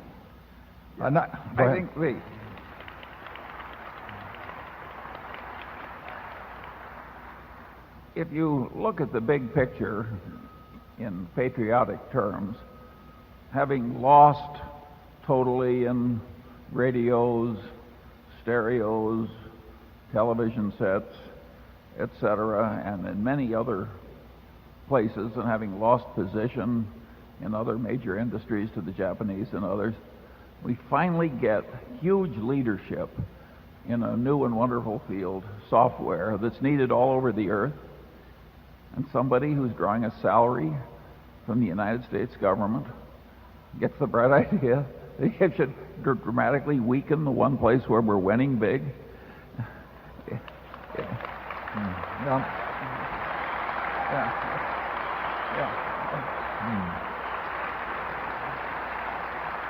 And he actually goes home at night and is proud of himself. Okay, number three. Good afternoon. Joe Levinson from New York.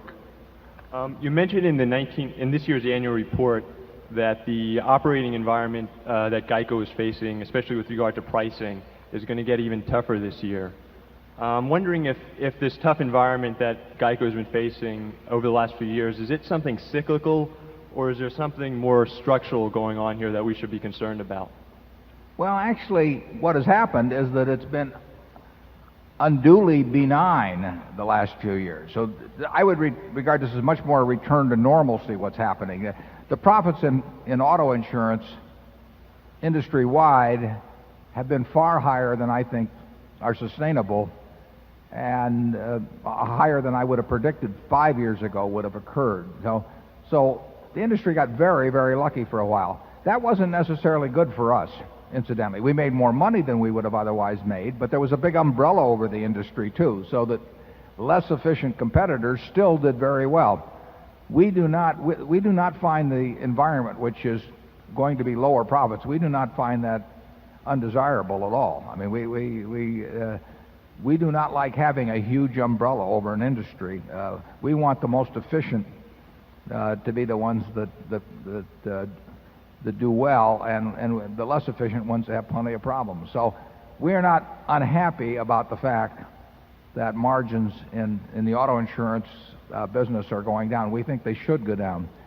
We will, as long as we feel that we are adding policyholders at a cost that's less than their net value to us over time, we will continue to do it, and we'll love to do it. But we won't be making the kind of money in the year 2000 that we made in 1999, which was not as good as 1998. But that's, as far as we're concerned, that's fine, because we will be the low-cost producer over time, I mean, that is our goal, and I think we've got a lot of things going in our direction to enable us to do that. The low-cost producer in a huge industry is going to do very well over time, and then the question is it costs money to sign up people and bring them into our fold. Then we have to keep them in our fold, and we lose some every year. It's an hourglass problem to a degree, but that's all part of the equation. And the GEICO equation is fundamentally good. It's not as good as it was a couple of years ago, just in terms of overall profitability, because there isn't this big umbrella over the whole industry. But that umbrella was going to go away, and it doesn't hurt us to have it go away at all. The second thing is that we are, as I pointed out in the report, it is costing us more to develop inquiries than it did a couple of years ago. We knew that would be the case. It's going to cost more 3 years from now than it costs now. So we believe in pouring it on, and we think that we can attract business at a lower cost and then run it at a lower cost than most of the competition, if not all, and we intend to plow ahead with that. We will write, I said the industry, in the annual report I ventured that the industry might write at 3 points worse than last year. Well, 3 points on 120 billion of volume is $3.6 billion difference in the profitability, if that forecast happens to be correct. That bothers us not at all. In fact, we will not only take that 3 points of industry worsening, but on top of that, we will spend even more money to bring in business, which will make our figures specifically look that much worse in the near term. But that, in the end, it is so much more attractive to bring in that kind of business, we'll say, than some e-retailer who is losing cash by the ton, bringing in customers who are spending far, far less than our customers spend with us, and where the retention rate, I would venture to say, will be lower than our kind of retention rate. I mean, we've got a very good business model. It's not as good as it was a couple of years ago. It's probably better than it will be a couple of years from now, but it's still far superior, I think, to the business model of most of the competition. We've got a great machine at GEICO, and we've got a sensational man running it, and Tony Nicely. I mean, he is the best in the world at running that business, and he's been there since he was 18 years old, and he knows it every way from Sunday in terms of how to run that business. I've known Tony for a good many years. I've never heard him say anything that didn't make sense. I mean, it's really interesting. If you take a whole bunch of people with 140 IQs, it's a very uneven performance in what they actually do. I mean, some of them say all kinds of things that make a lot of sense about 90% of the time, and then 10% of the time, they go crazy. And everything Tony says and does makes sense, and he is a huge, huge asset to Berkshire, and he's working with a business model that's very, very powerful. Charlie? Nothing to add. Okay, number 4. Good afternoon, Mr. Buffett, Mr. Munger. My name is Andrew Soul, and I'm from New York City. I was hoping if you wouldn't mind turning your attention to Mid-America Energy. You've spoken about how much you respect the management of that company, but if you could elaborate upon what you see are the long-term competitive advantages of Mid-America Energy, where you see the company 10 years from now, and is it your hope or your intention to make Mid-America Energy the lowest cost provider of electricity in the United States? Well, you're not going to do a great deal about the embedded costs that you have in generation. I mean, if you have a group of plants,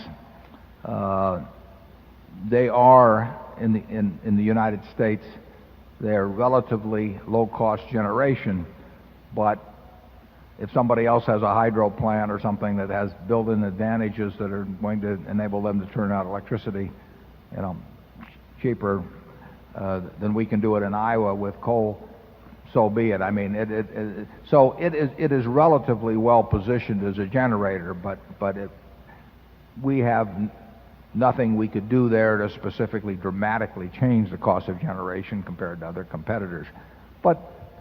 And you shouldn't expect to make extraordinary profits in a business that is selling an essential like electricity to virtually every consumer in the country. I mean, the whole idea behind the utility industry is not to allow extraordinary profits. But we think it's a very good business. We do think that Dave Sokol has demonstrated ability in the time he has been running that to come up with a lot of ideas about doing various things that have made sense, various projects. Not everything works, but his batting average is very high. And a good mind like that, we'll expect that he'll produce more ideas over time. But it's not the sort of thing you get fireworks in. It's conceivable that, we would get a chance to do something very big in that field at some time, just because it's a big field. I mean, it is the kind of field where you can write a $5 billion check, so it's not the jelly bean business. But whether we do or not depends on a lot of things, including regulatory restraints, because there are a lot of rules in that business, starting with the Public Utility Holding Company Act of 1935. But there may be ways to do some very big things, and we've got the right management to do it. We've got the financial wherewithal to do it, and we'll see what happens.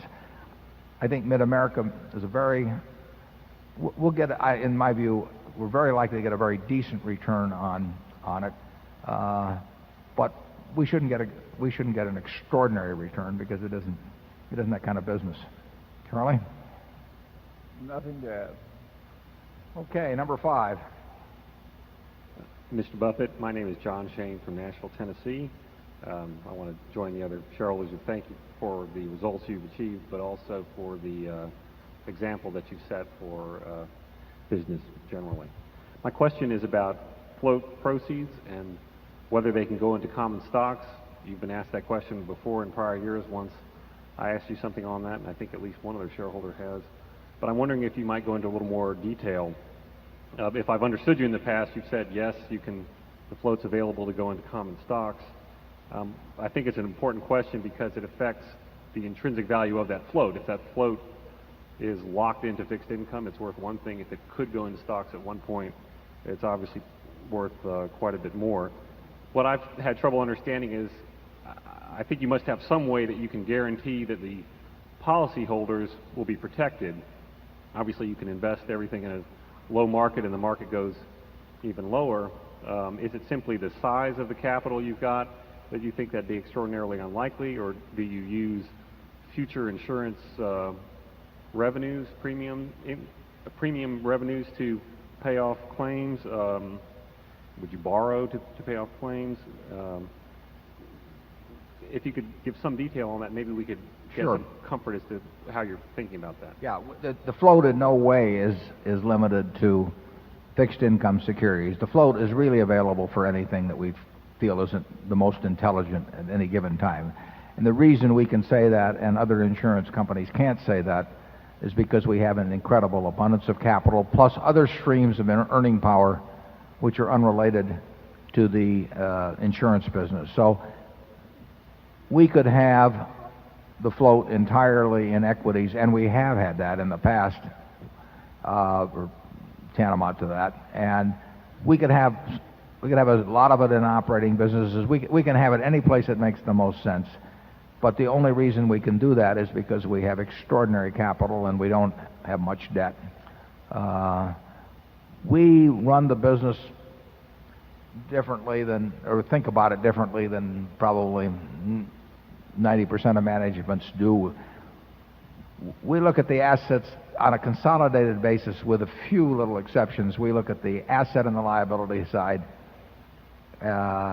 completely absent any linkage for specific assets and liabilities. So our job at Berkshire is to get the liabilities as cheaply as possible. We want all the liabilities we can get and not have any worries about fulfilling as cheap as we can, plus a lot of capital. And then we want all the assets to be employed as intelligently as possible. And we don't match up, $1 billion of assets on the asset side against $1 billion of specific liabilities on the right-hand side. There's one or two exceptions to that, but that's where we're required to. But that's the basic approach. So when Charlie and I think about Berkshire, we're thinking about how do we get as much money as we can, as cheap as we can, without in any way endangering our ability ever to pay anybody under any circumstances. And then how do we put it out in a way that we feel the most comfortable on the asset side at the best returns. And frequently that will be equities, and it has been over the past. Sometimes it won't be. I mean, we can't find them, but that's the goal. And the float is available just like in virtually all cases, just like common equity. We don't distinguish those in our mind. And that gives us, that flexibility gives us some edge, and perhaps quite an edge at times, over our competitors. Charlie? Well, yeah, you can see that in the results to date. We have used that edge in the past, and we hope to use it in the future. Number 6. Hi, I am Kevin Pelon from Simsbury, Connecticut. Let me just say quickly that I'm really looking forward to Charlie's book, and I hope it expands on the talks he gave that were reported in OID with regard to having a certain number of models that you need to understand and prosper in life. I have 2 questions, and I'll ask them quickly in succession because you may want to punt on the first one. The first question is, I'm interested in any comments you might have that would expand on your general interest in the branded apparel companies, Liz Claiborne and Jones. And the second question is, I wonder if you would comment on the future of Freddie Mac with all the current brouhaha. Every year there's new brouhaha, as you know, with the buyback of the 30-year bond and the search for a new benchmark, and the Treasury saying that perhaps the agency securities were not backed by the full faith and credit of the government. Yeah, we're not going to be able to help you too much on some of those because we may have some views, but they may be things that we don't really want to talk about. The Liz Claiborne and the Jones Apparel investments you're talking about, the Jones Apparel is a decision that was made by Lou Simpson at Geico. Lou runs a separate portfolio of equities for Berkshire. They're held in Geico, but obviously they're for the account of Berkshire. And that portfolio is well over $2 billion. And to some extent it can be expanded or contracted based on what Lou would like to do. And he runs that 100% on his own, and he's compensated based on how that portfolio does. He makes decisions, buying and selling, without talking to me at all, which is the way we like it. Sometimes there's an overlap in our decisions, but for example, when I first found out about Jones Apparel, I'd never read an annual report of the company. I didn't know what they did or anything, but that's Lou's baby. And he's very good at managing money, and he's a fellow that has 100% of my trust. So I know his general criteria for investing, which is quite similar to mine, not identical, but quite similar to mine. and he's got a familiarity with businesses that, again, is quite similar to mine, but not identical. And he runs a good portfolio, and it makes life a little easier for me not to have that 2 and a fraction billion that added to all the rest that I'm having trouble investing. Liz Claiborne came about a little differently. I got a call one weekend, actually, on purchasing a large block that someone was going to sell, and we bought that on a Monday morning in London. I remember that it was never reported on any exchange. I'm not quite sure even how it happened, but the broker that handled it arranged the trade over there. And you know, they've had a very, very decent record. They buy in their shares. I like the business that they run. It's not a Coca-Cola type business or a Gillette type business or even an American Express business, but we were offered that stock at a very attractive price, and it's worked out fine. The Freddie question, I'd rather not get into it, frankly, because there's a lot of political overtones to that. Charlie? I can pass as well as you can. Okay. Number 7. Girish Paku from Croton, New York. First regarding, I just have a couple of questions. First regarding the succession issue, I just can't imagine that you would allow someone else to paint over your picture afterwards, I guess, post-truck. So I was wondering,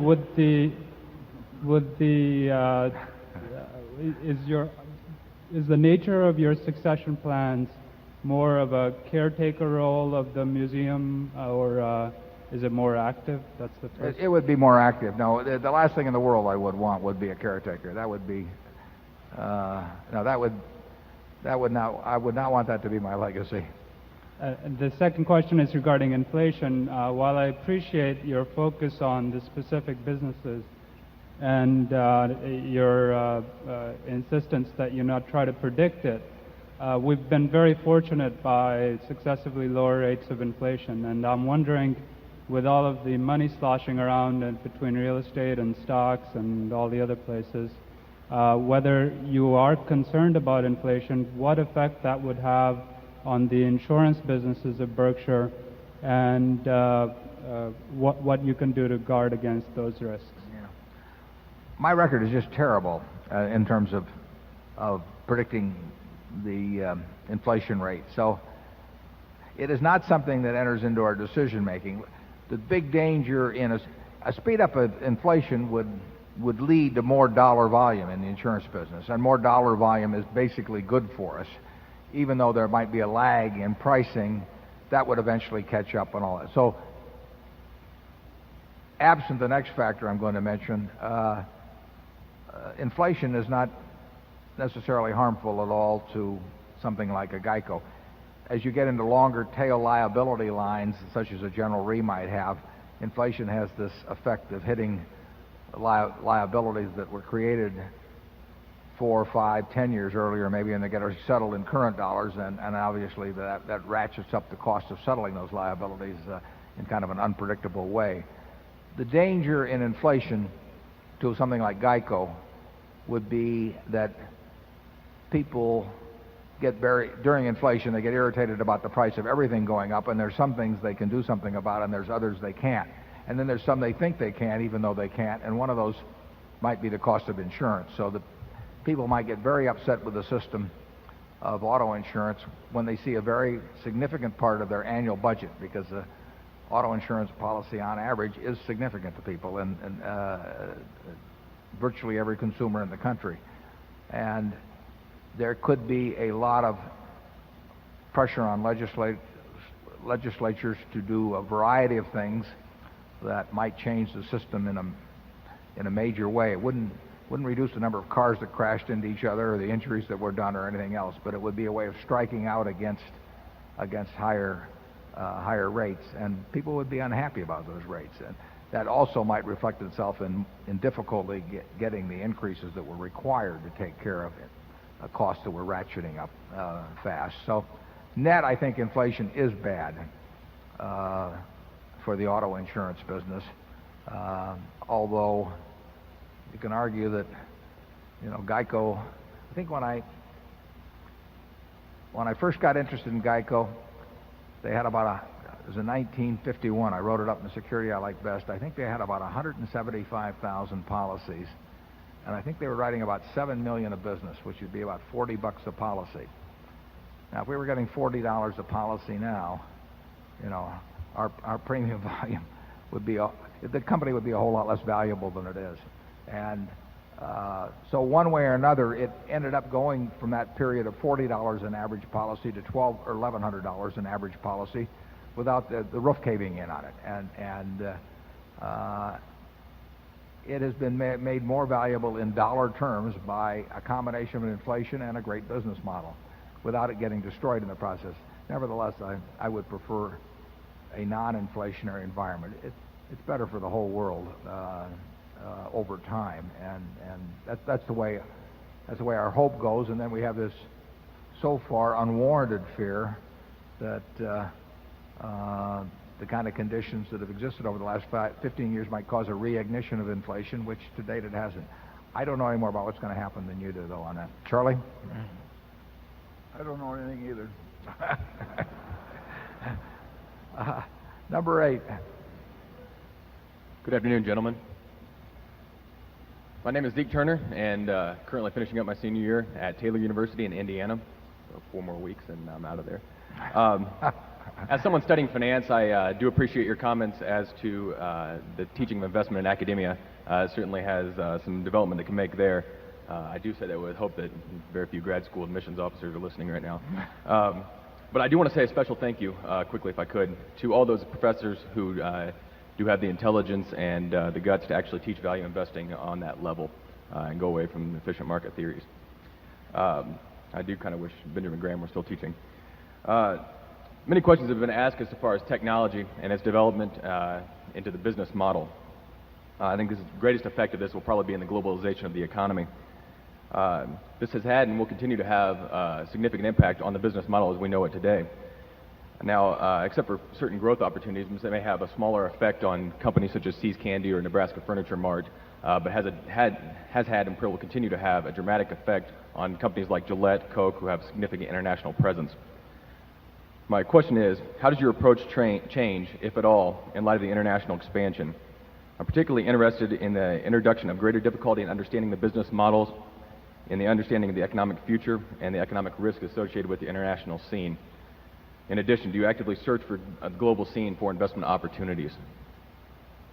Yeah, the answer is that we obviously like businesses that are good businesses at present volume and that have the chances to expand significantly with similar economics. And with any business that's been around the United States a long time, there's probably more opportunity, potentially anyway, around the rest of the world than here. And Coke is growing faster, although it's grown well here, but it's grown faster around the world than here, and that's been true at Gillette also, just because we were a more mature market. So we love the idea of products that will travel. Some travel well, some don't. I mean, it's an incredible world that way. Candy bars don't seem to travel so well, soft drinks travel terrifically, and razor blades travel terrifically, but the Cadbury bars sell in England, and and the Hershey bars sell here, and it's very hard with some items to travel. In fact, within this country, it's amazing to me. We talk about having a mobile society, and people are moving all the time, and we're all watching the same television and everything else. And the supermarket share of Dr. Pepper in Dallas is 18 and a fraction %, and in Boston it's 0.6%. I mean, 18 to 0.6. 30 times the market share. Dr. Pepper's been around forever. People move back and forth and everything, and how can you have that sort of a differential in this country? Royal Crown Cola, 3% in Chicago, 0.1%, maybe in Detroit, a couple of 100 miles away, same kind of people, all of that sort of thing. And Royal Crown's been around for 75 years or whatever it may be, 50 years at least.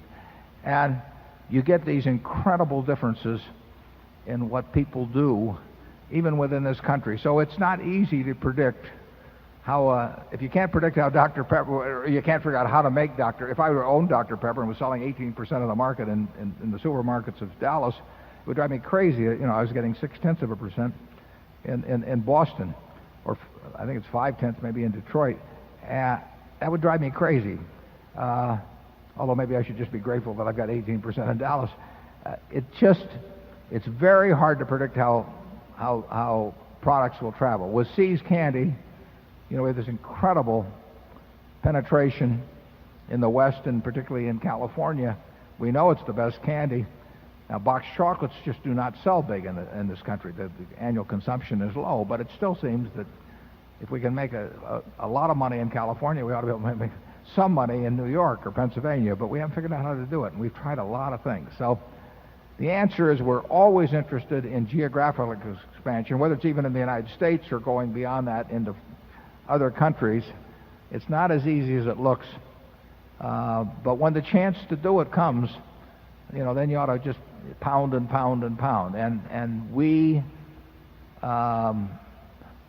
occasionally have bought stocks in other countries. I wrote a fellow the other day that I read about in Germany about his business. I've never met him or anything else, but it sounded like he had a pretty good business and it sounded like he might be my type of guy. So I just wrote him a letter. Haven't heard back either. But I may. The odds are against it.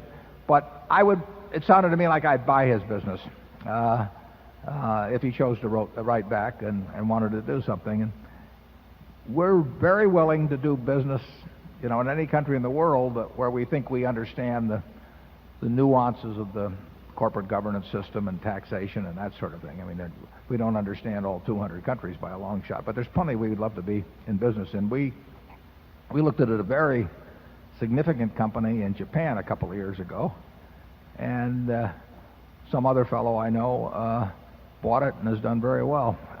It would have made sense for us, and we missed it. We will continue to look at things internationally. It makes a lot of sense, and we got a lot of capital to employ. We're more likely by some margin to find things here, but we may find a big one outside of this country. Charlie? Nothing to add. Okay, number one. I'm John Bailey from Boston, Massachusetts. You commented in the annual report that only part of GEICO's marketing expense last year was required to maintain the business. This seems to get to the heart of owner earnings, where in the first part you can value the existing business very well through this observation, and you get a direct measure of the dollars invested in new business.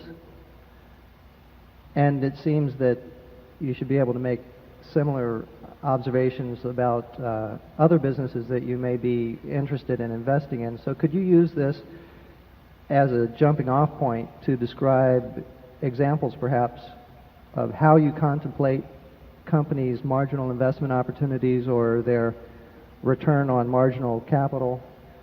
And how much weight do you give to the value of the existing business in your investment decisions, or the value of the, so to speak, in-force book?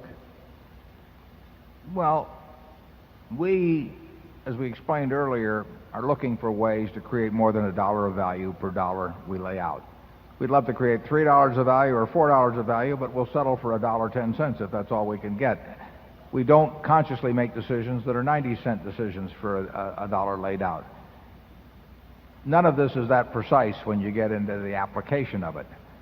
What we do know is that there's enough of a margin at, say, a GEICO expansion effort that it's pretty compelling that it makes sense. Part of the limitation there, as I explained in the report, too, is a question of infrastructure and all of that. So it isn't solely a question of saying, can we lay out another dollar and will that have a value of $1.10? Because if we strain the organization beyond its ability to service people, we may be hurting the book business already on the books. I use the GEICO example in the report because it's big enough so it's meaningful to shareholders. I mean, we're doing things all the time that cost us money in the short run that we think will more than produce a commensurate value over time, but not on the scale that we're doing it at GEICO currently, and we may step up that scale even. So I thought it important to lay out those figures, even though I can't be precise. When I say, that it might be $50 million to maintain, I don't know that figure. It could be 70, it could be 30, maybe I'm off even more than that. But that's my best guess, and I think the shareholders are entitled to my best guess, and they're entitled to know how much we are spending beyond that maintenance cost to build the business for the future, which we don't obviously capitalize on the balance sheet. So GEICO's by far the most dramatic, and we don't have comparable expenditures like that going on elsewhere. But we are spending significant money, for example, to take NetJets to Europe, and we'll be spending it this year and next year, and then as soon as that starts looking good, we'll be going to Asia and spending more money. I mean, all of those decisions are made that way. They're not on the scale of the GEICO decision, though, at all.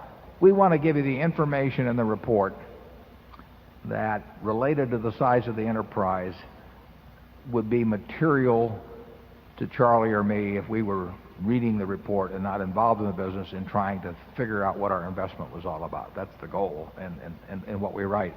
And then to keep it to a size that doesn't have to be sent UPS. Incidentally, I'm glad I got wandering along on that line, because we did have a lot of shareholders this year that got their reports even later than they received them in past years. Now, they were delivered. The reports that go to registered holders were put in the mail a few days after we go up on the internet here in Omaha, and they seem to get delivered okay. Street name holders, which are 10 times in number what the registered holders are, so we're really talking about 9 out of 10 shareholders, get their reports from a firm in New Jersey that is designated by their broker to take the reports from us and remail them. We pay those people a fair amount of money to do that. We know when we deliver those reports to them, which is promptly, and we know when they tell us that they send them out, and we inquire every day or more than once a day to find out whether they've gone out. And we got a lot of complaints this year that people hadn't received them at a time when you would have thought they would have received them. So we know when the designated mailer received them.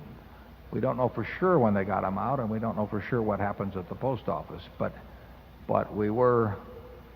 the mailing went out about the same as in previous years, but the receipt apparently was somewhat later, and all we can say is that we apologize, but we don't have any better system. The people that have them in their own name will always get them dropped in the mail a couple of days after the report appears on the internet. We can assure you of that. We can't assure you of when the street name holders will get their reports, because that is a mailing that we don't handle, and no other companies handle them, to my knowledge. There is a firm that seems to do about 95% of that, and is designated by the specific broker with whom you have your shares. Charlie, you got anything to add? Okay, number 2. Hi, Mr. Buffett and Mr. Munger. My name is Will Obendorf. I'm from San Francisco, California, and I'm 11 years old. I have been a shareholder for 6 years at Berkshire Hathaway. My questions are, what are GEICO's sustainable competitive advantages? And my other one is, what are the implications of the internet on pricing for the auto insurance industry? Well, we're going to get your name and send it to Human Relations or whatever they call those departments. We want to hire you. The sustainable competitive advantage at GEICO is to be the low-cost producer providing very good service. And there will be a number of companies that provide good service. So that does not distinguish us from a great many competitors. Having the low cost is crucial. There are companies that specialize in given groups of policyholders, but smaller groups, such as USAA, that have very good costs. So they are very, very competitive with us in their chosen area. There's another company in Los Angeles that geographically, called 21st Century Insurance, that has costs like ours. And so they are extremely competitive within that geographic area.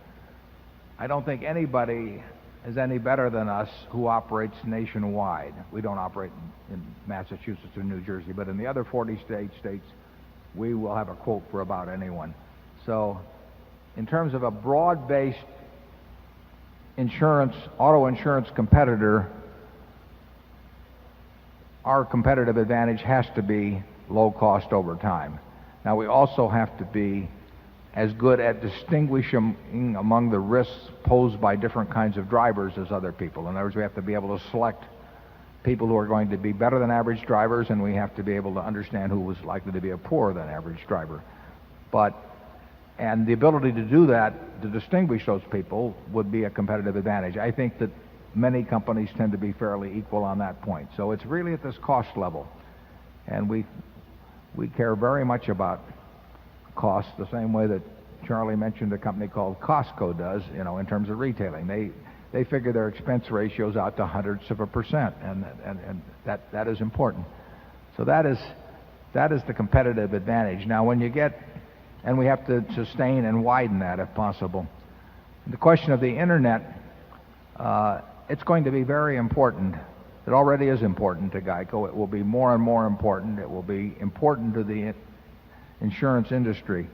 Because when you have the internet, you have a situation where somebody thinking about insuring a car can click to one place, find out what that rate will be. They can click to someplace else and find out what that rate will be. So in effect, they can shop all around without going from place to place to place and driving all over town or calling lots of agents. They can just do it right there in their den. And that makes it very important, again, that we be the low-cost company. I think it's going to be an advantage for us over time. For one thing, I think it makes brand very important, because we want people to be thinking of GEICO as one of the possibilities to call. And if you've got the XYZ company that nobody's ever heard of, nobody's going to think about clicking on them. And GEICO's brand is becoming extremely familiar to people throughout the country, and we're spending a lot of money to make it even more familiar. So you've asked two very good questions, and I think we're in pretty good shape on both of them. Thank you. Charlie? Number 3. Good afternoon, Mr. Berkshire, Mr. Hathaway. My name is Anthony Priest. I'm from Washington, D.C.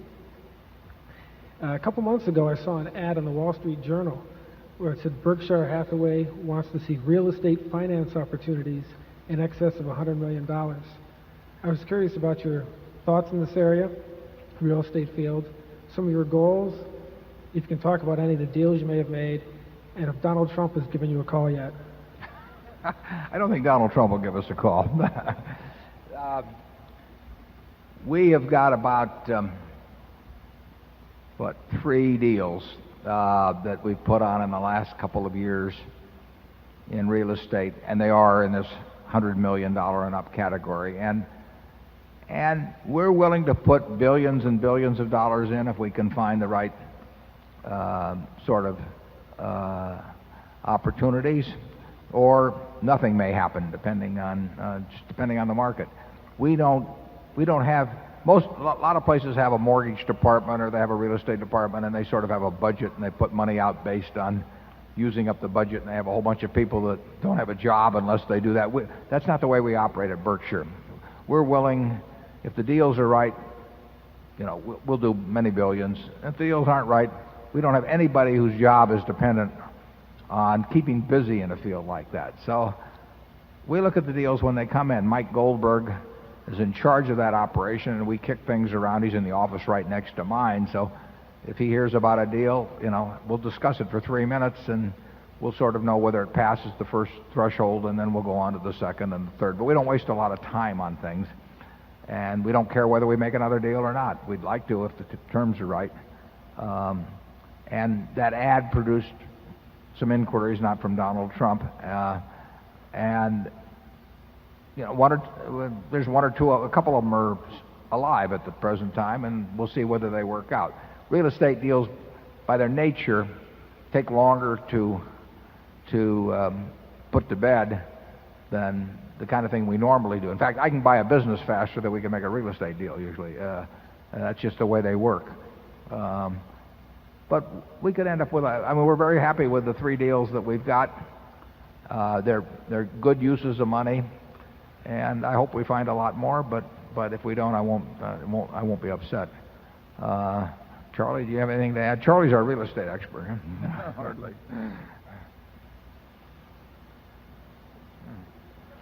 We are not financing Charlie's boat, incidentally, despite the rumors. Number 4. Hi, my name is Joel. I'm an undergraduate student at the University of Virginia. I have 2 questions. My first question is, how important do you think the structure of your fund is to its long-term success? And by that I mean, in the last couple of weeks, some other legendary investors like Julian Robertson and Stanley Druckenmiller have been forced to either close or restructure their funds as a result of a kind of vicious cycle of underperformance and subsequent redemptions, and then even worse performance.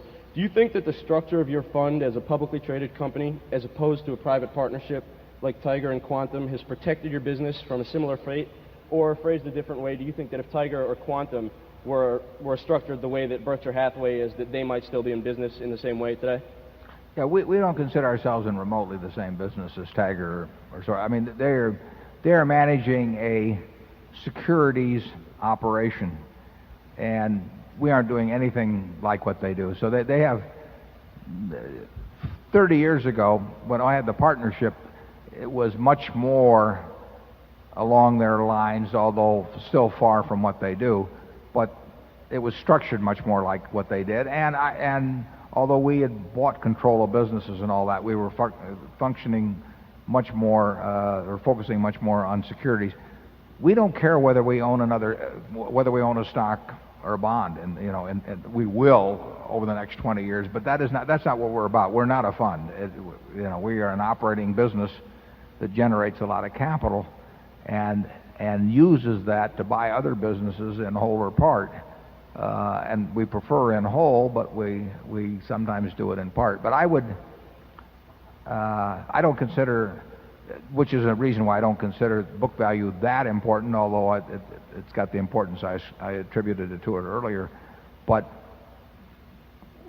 we could easily have 90% of the value of Berkshire 10 years from now be represented by businesses that we own, and 10% by securities, or we could very easily have 60 or 70% represented by securities, depending on how markets develop. I hope it develops in the former way, but I'm perfectly willing to go the other way too. But it just has no relationship to the kind of funds you talk about. And we are structured poorly from a tax standpoint compared to those fellows, and compared to what I used to have.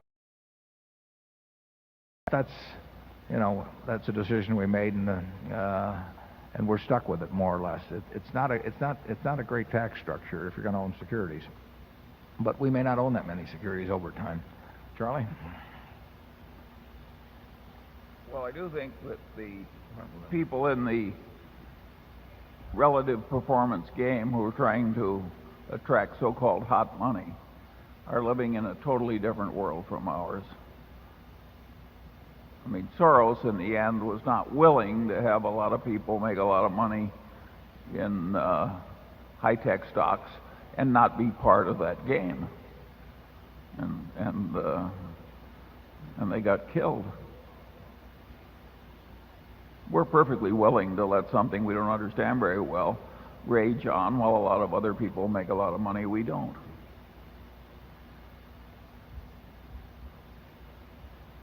Yeah, it's just not a securities operation that we have. We own a lot of securities at present, and we'll probably own a lot 5 or 10 years from now. But it's not what Berkshire is necessarily about. Ideally, I would love it if we could move all the money in securities into businesses that we liked. But that isn't going to happen in all probability. It's too tough because we can't find multi-billion-dollar businesses to buy right and left. We find a few, but they tend to be small. Number 5. My name is Paul Tomasic from Chicago. My question is about intellectual honesty and your incredible ability of rising intellectual honesty in organizations. In particular, you look at General Re, a large, well-managed, publicly traded firm. And if you think about it, if you raise the intellectual honesty in an organization like that, initially you're going to have an aberration, as you called it. In particular, Berkshire Hathaway was the first company to write down the Unicover, write down, whereas Aon pushed it on into the year 2000. Can you comment, give us some hints on how you raise the intellectual honesty in an organization? And somebody whispered in my ear, they wanted to know Charlie's reading list. I guess they finished Guns, Germs, and Steel. Thank you.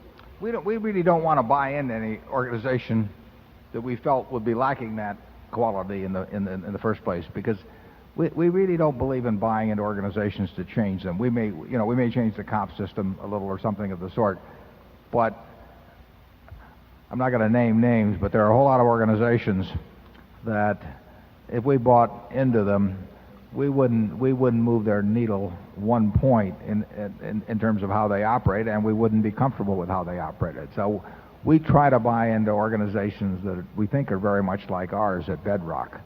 And General Re would have recognized that Unicover loss just as quickly if we hadn't owned it as we had. Now, that was not true of some other people, but they didn't need any prodding from us in order to realize something like that.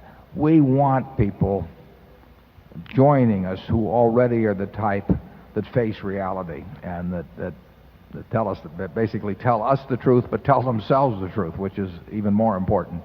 And once you get an organization that lies to itself, and there are plenty that do, I just think you get into all kinds of problems. And people know it throughout the organization, and they adopt the norms of what they think is happening up above them.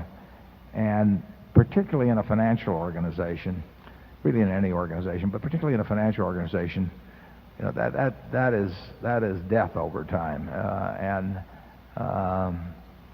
We wouldn't buy into something that we felt had that problem with the idea that we would correct it, because we wouldn't.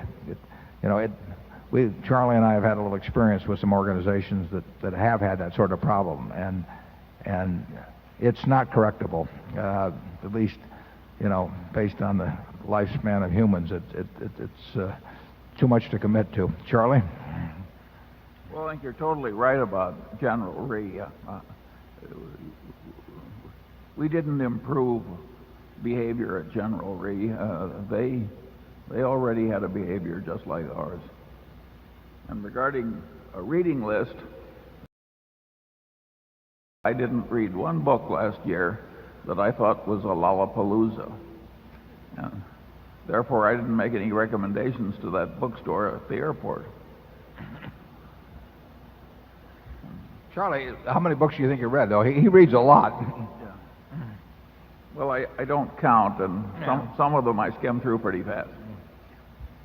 But there was no lollapalooza. A book like Guns, Germs, and Steel, it doesn't come along every year. Okay. And by the way, that guy was a little nuts in one way. It's hard to get an A from Charlie. Okay, is it 6 we're going to? Hello, my name is James Armstrong from Pittsburgh, Pennsylvania. Thanks for having us.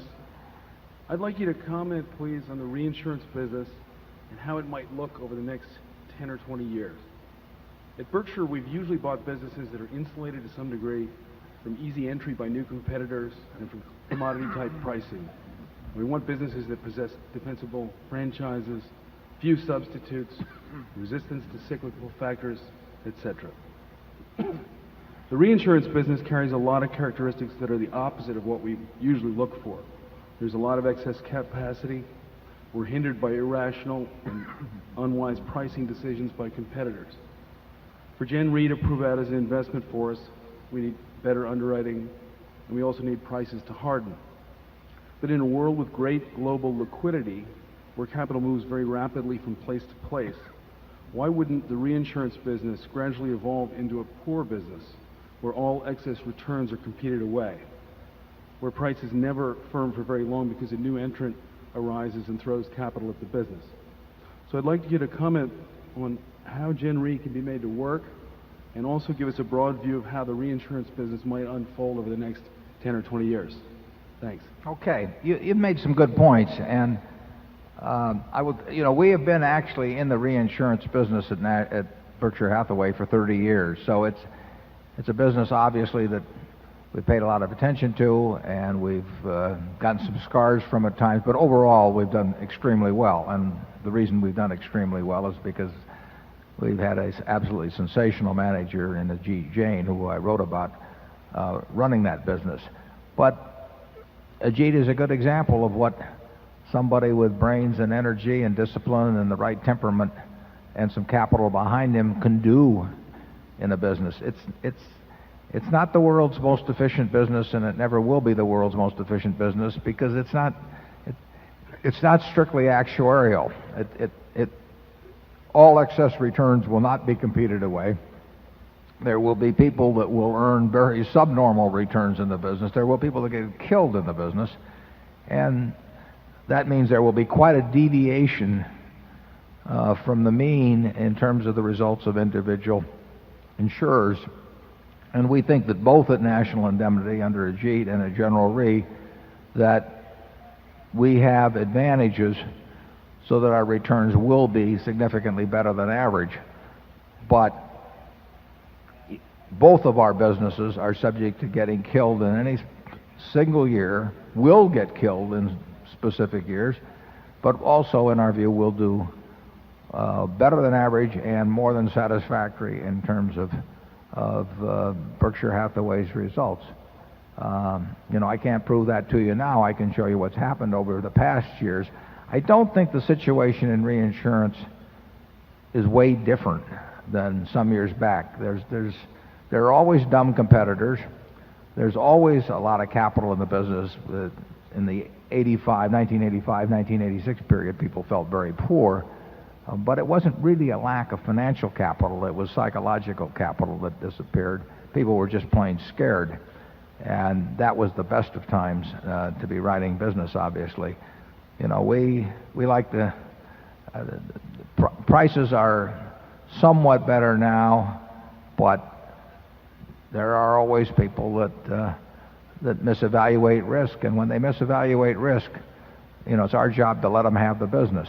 That's easier to do with Ajit's business at National Indemnity than it is with General Re, because General Re has long-term relationships with many accounts, and the question of what you do when your competitor offers a price that's a little too low.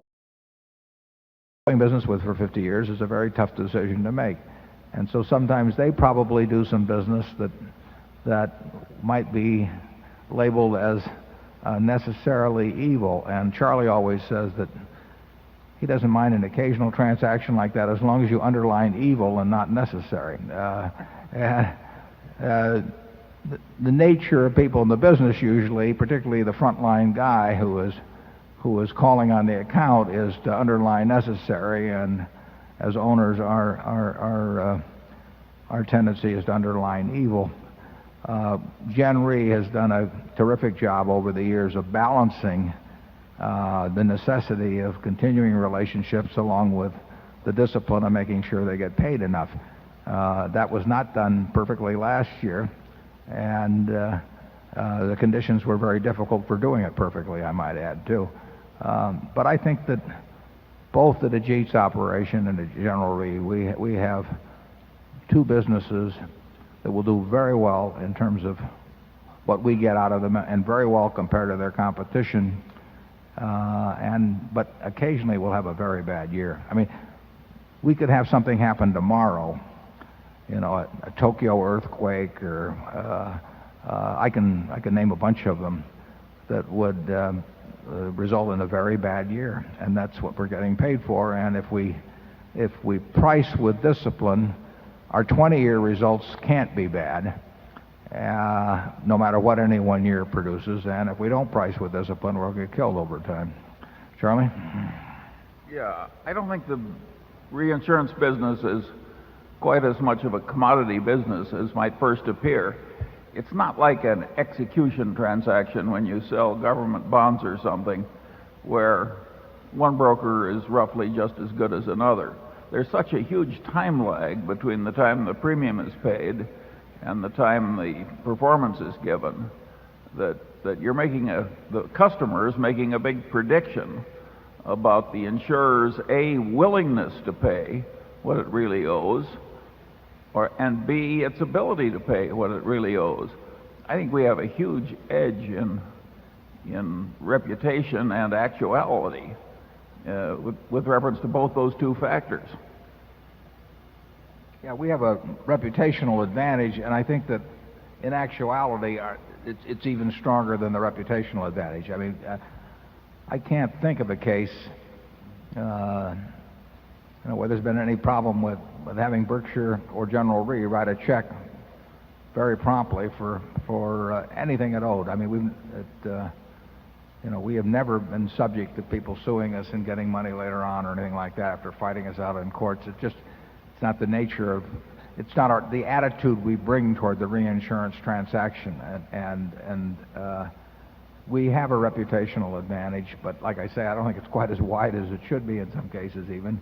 And then we have a huge attitudinal advantage in that we have no need, none, to write more business or the same amount of business or even something close to the amount of business next year that we wrote this year. There are no volume goals at Berkshire Hathaway at all, and that is not true at most insurance organizations.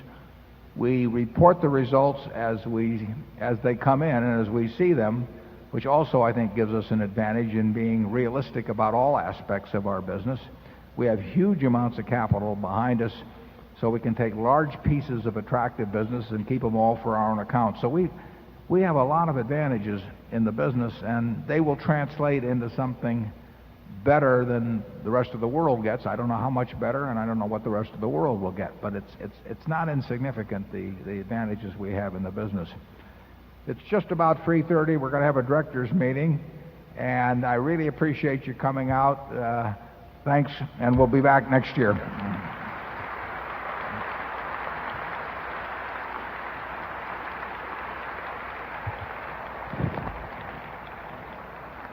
Careful, you don't